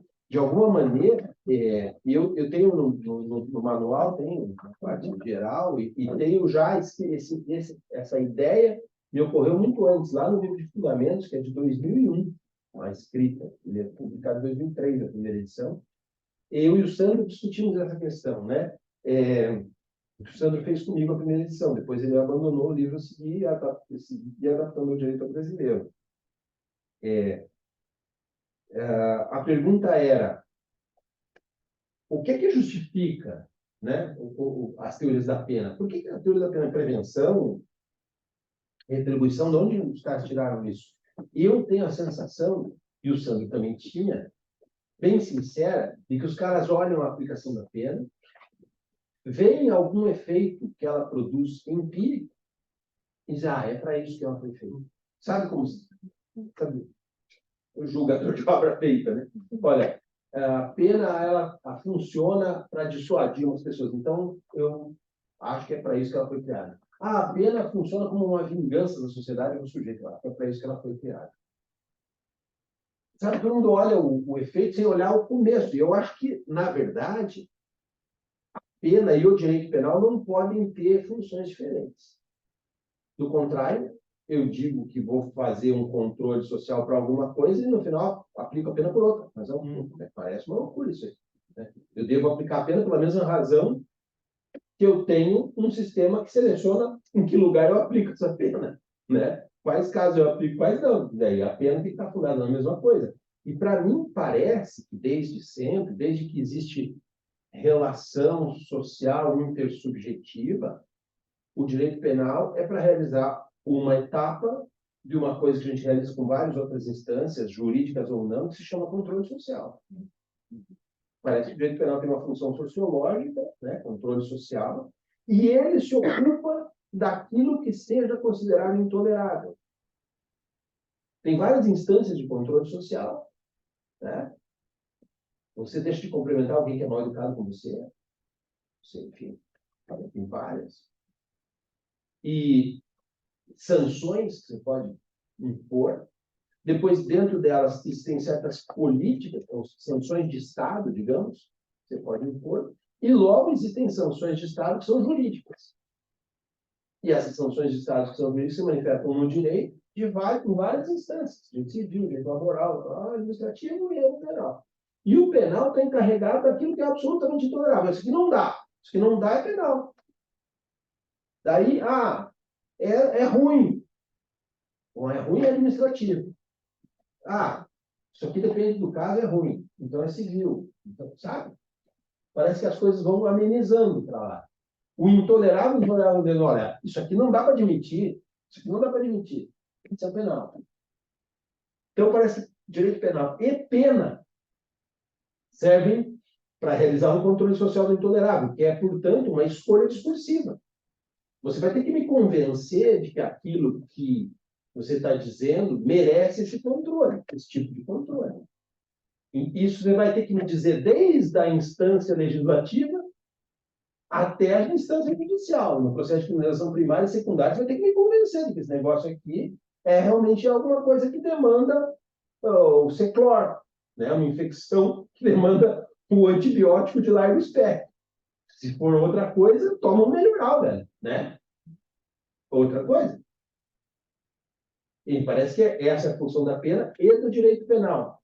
E você tem razão quando diz de onde vêm os rastros da teoria do comando? Olha, de uma pretensão de que não dá para discutir essa questão, porque ela está sentada numa verdade científica. Cara, toda vez que os caras foram lá para a verdade, eles abandonaram. Não, aqui é verdade, aqui é assim. Porque é. Então, todas essas teorias clássicas, antes do funcionalismo, elas têm o mesmo pecado. O mesmo pecado, que é esse pecado da ciência e da verdade. E talvez aí, nós vamos ver mais para frente, na parte do funcionalismo, tem a crítica à teoria da norma, do Roxin, né? No texto do professor Vício, é um avant-première, um spoiler do próximo capítulo, né? Tem uma passagem que ele diz, olha, o funcionalismo do Roxin não termina de ser funcionalista, porque, embora ele organize todo o sistema na ideia da proteção do bem jurídico, lá na pena ele vai falar de prevenção e volta para trás, cara. Inteligibilidade normativa e prevenção. Então, mas aí prevenção não é. A prevenção é um desses efeitos empíricos que os caras foram justificando. Isso aqui não tem nada a ver com o assunto. E aí fica uma coisa desencaixada. Eu estabeleço que você deve ser responsável pela razão A e te puno pela razão B. Pô, mas como assim, velho? Né? E isso é problemático, né? Então, a mim parece que isso que não te chama a atenção, o fato de que há rastros da teoria do comando, a teoria do comando vai estar sempre aparecendo lá no fundo como uma pretensão de verdade. Olha, eu tenho que impor isso aqui porque é assim. E aí isso tem um autoritarismo implícito, né? Você não abre espaço para discussão. Por quê? Porque tem uma estrutura lógica objetiva que condiciona, porque a relação de causalidade é absoluta, porque, enfim, cada um desses foi uma coisa, né? Porque as normas de cultura são essas. Porque... Não, peraí.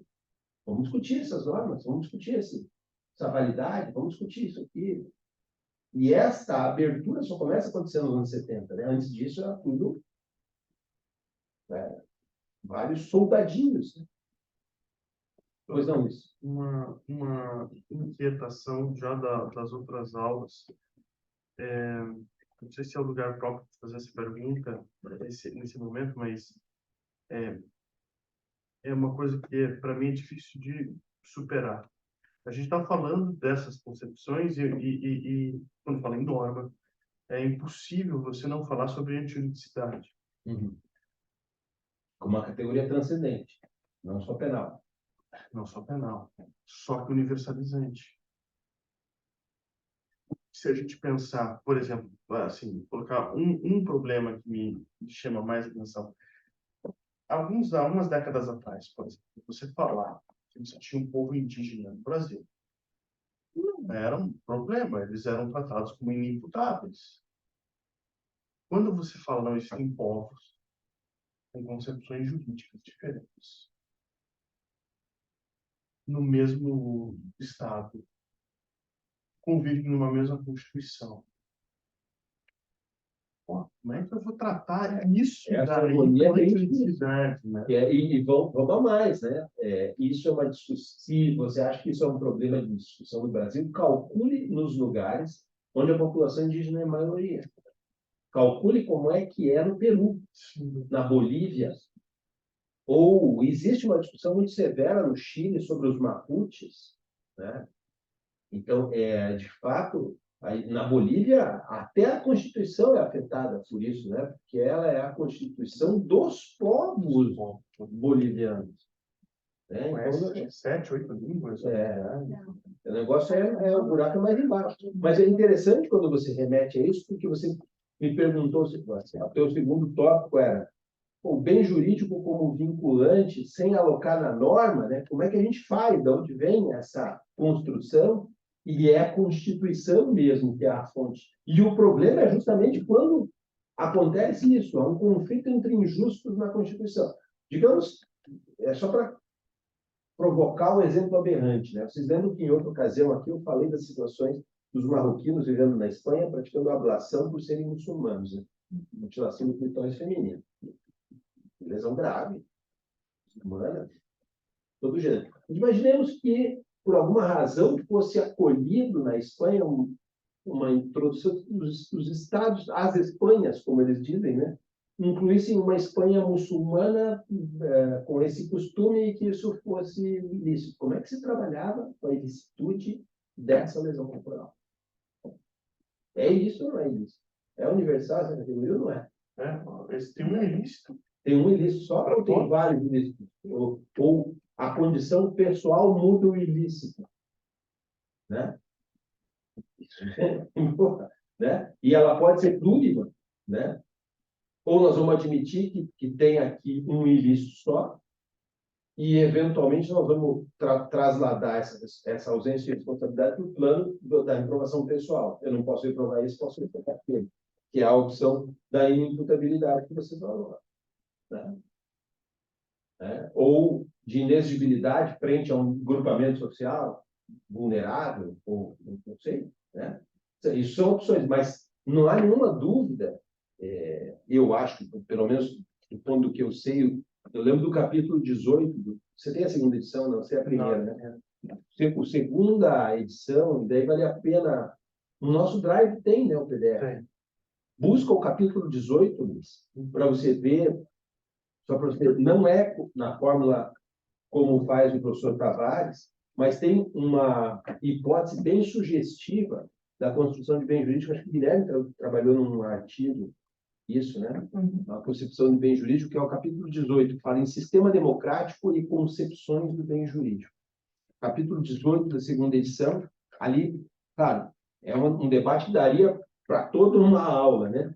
Mas eu sugiro que você dê uma lida nesse 18, que você vai encontrar a posição do professor Vives, como é que ele constrói essa questão, e eu acho que daí dá para a gente eventualmente até num prosseguimento voltar ao assunto, porque o bem jurídico necessariamente no próximo capítulo, no próximo seminário, vai fazer parte do nosso debate. Né?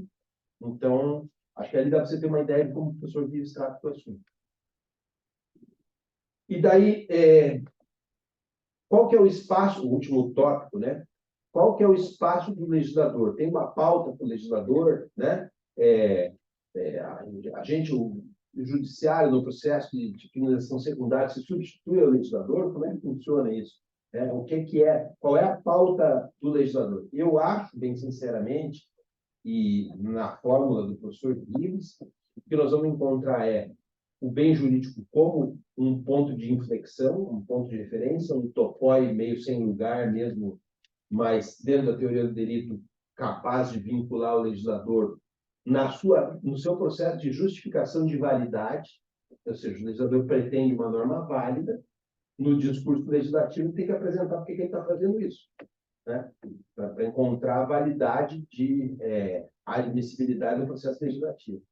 E isso tem que, no processo de criminalização secundária, também o juiz responder por esse ponto de inflexão. E esse ponto de inflexão vai remeter necessariamente à Constituição. Não que haja uma relação direta, isso é também uma simplificação indevida, já me adianto, porque isso também vai estar no próximo seminário, mas é uma simplificação indevida a gente achar que a dignidade constitucional do PJ é aquela coisa dos portugueses lá. Isso é uma simplificação. Ah, porque está na Constituição, merece criminalização. Porque não está, não merece. Não tem nada a ver. O professor Melasconi, num texto, diz isso muito claramente. Olha, há um indicador de importância ao figurar na Constituição, mas isso não é suficiente. Né? E o não figurar na Constituição não quer dizer que seja abandonado. Por exemplo, se olhar para a nossa Constituição, onde é que está a liberdade sexual? Alguém tem dúvida que estupro tem que ser crime? Pois é. Né? Por outro lado, está lá na Constituição o terço de férias. O cara que não pagar vai ser criminoso. Está de brincadeira. Né?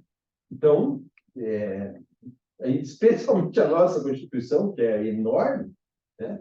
Não tem muito sentido que a gente faça essa vinculação tão simplista.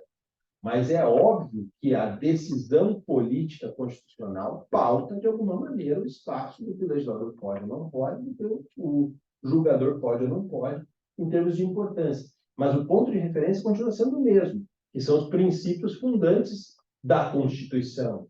Né? No caso penal, legalidade, intervenção mínima, culpabilidade. Né?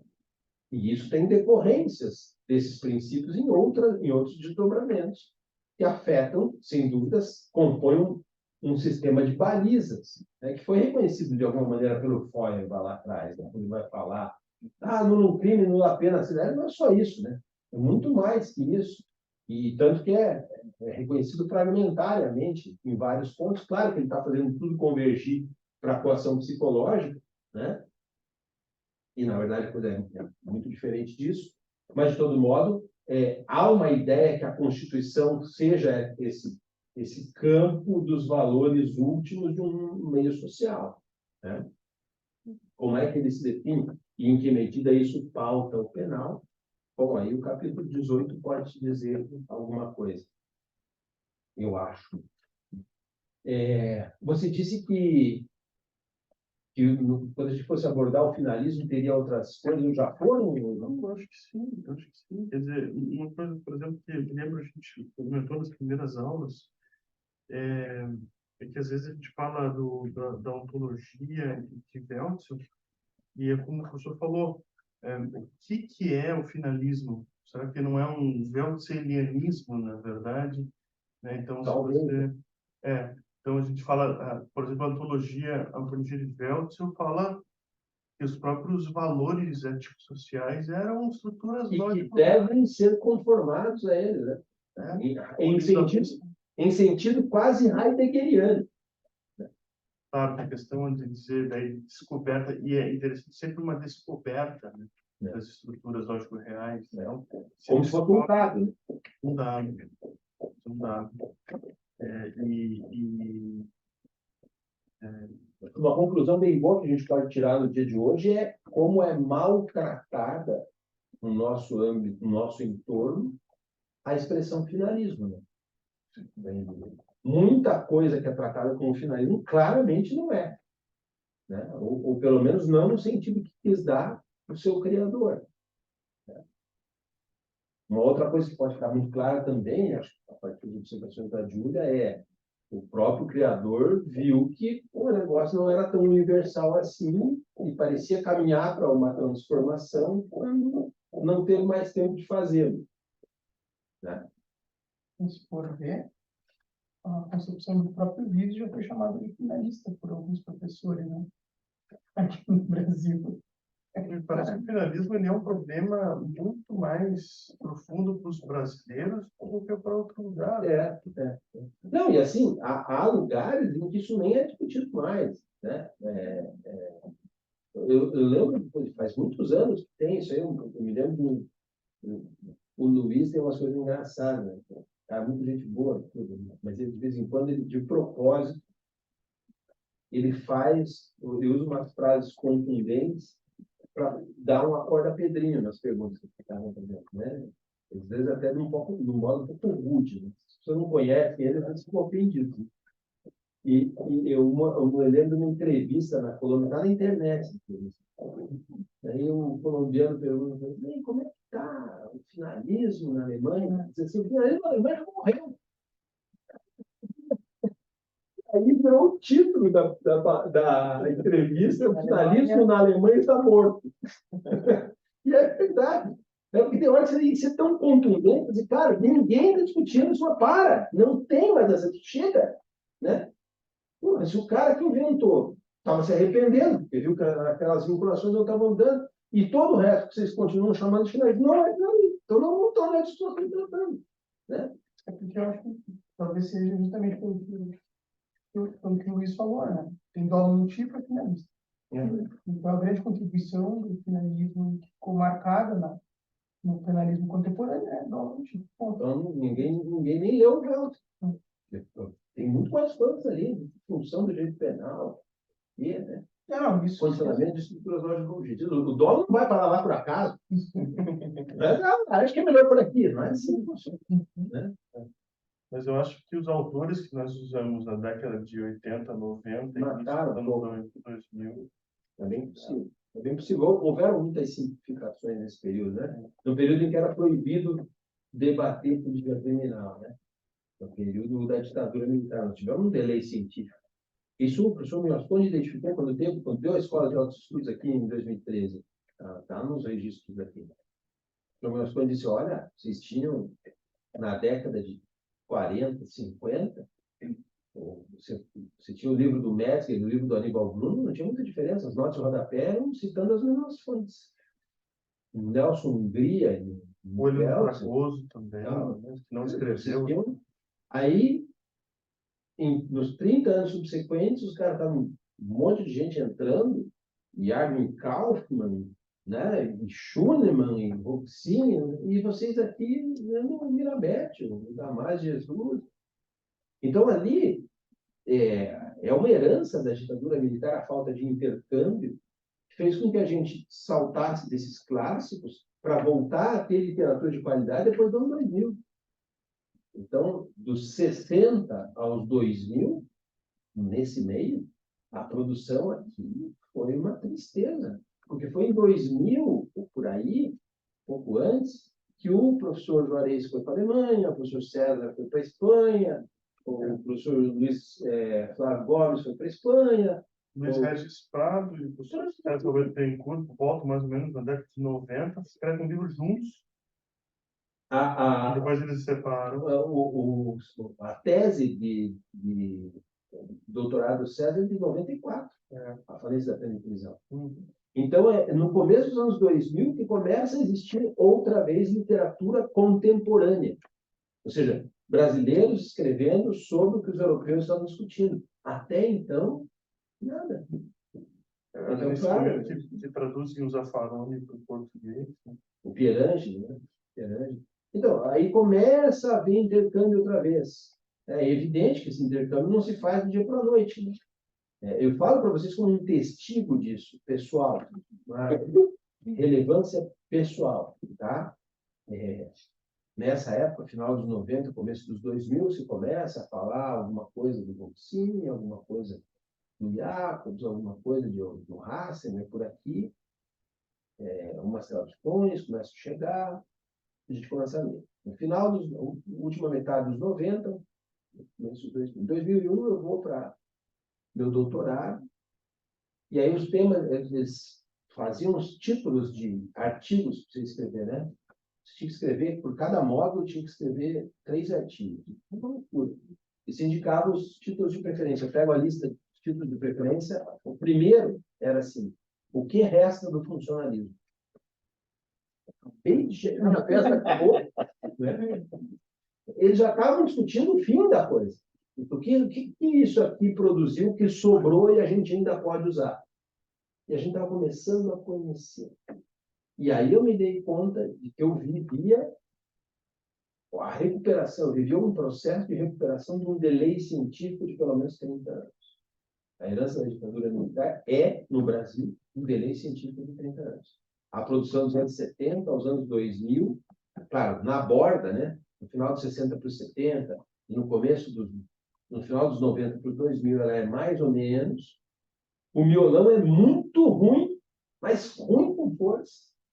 E completamente desconectado daquilo que se discutia nas matrizes europeias, e mesmo no direito anglo-saxão. O direito anglo-saxão também sabia o que era. Tinha aqui a tradução do René Davi. tem um sistema. Um bis do Easy na década de 80, né? Vocês têm, só me diga uma coisa, vocês têm algum tema ainda desse assunto para tratar, porque daí eu desligo a gravação. Só para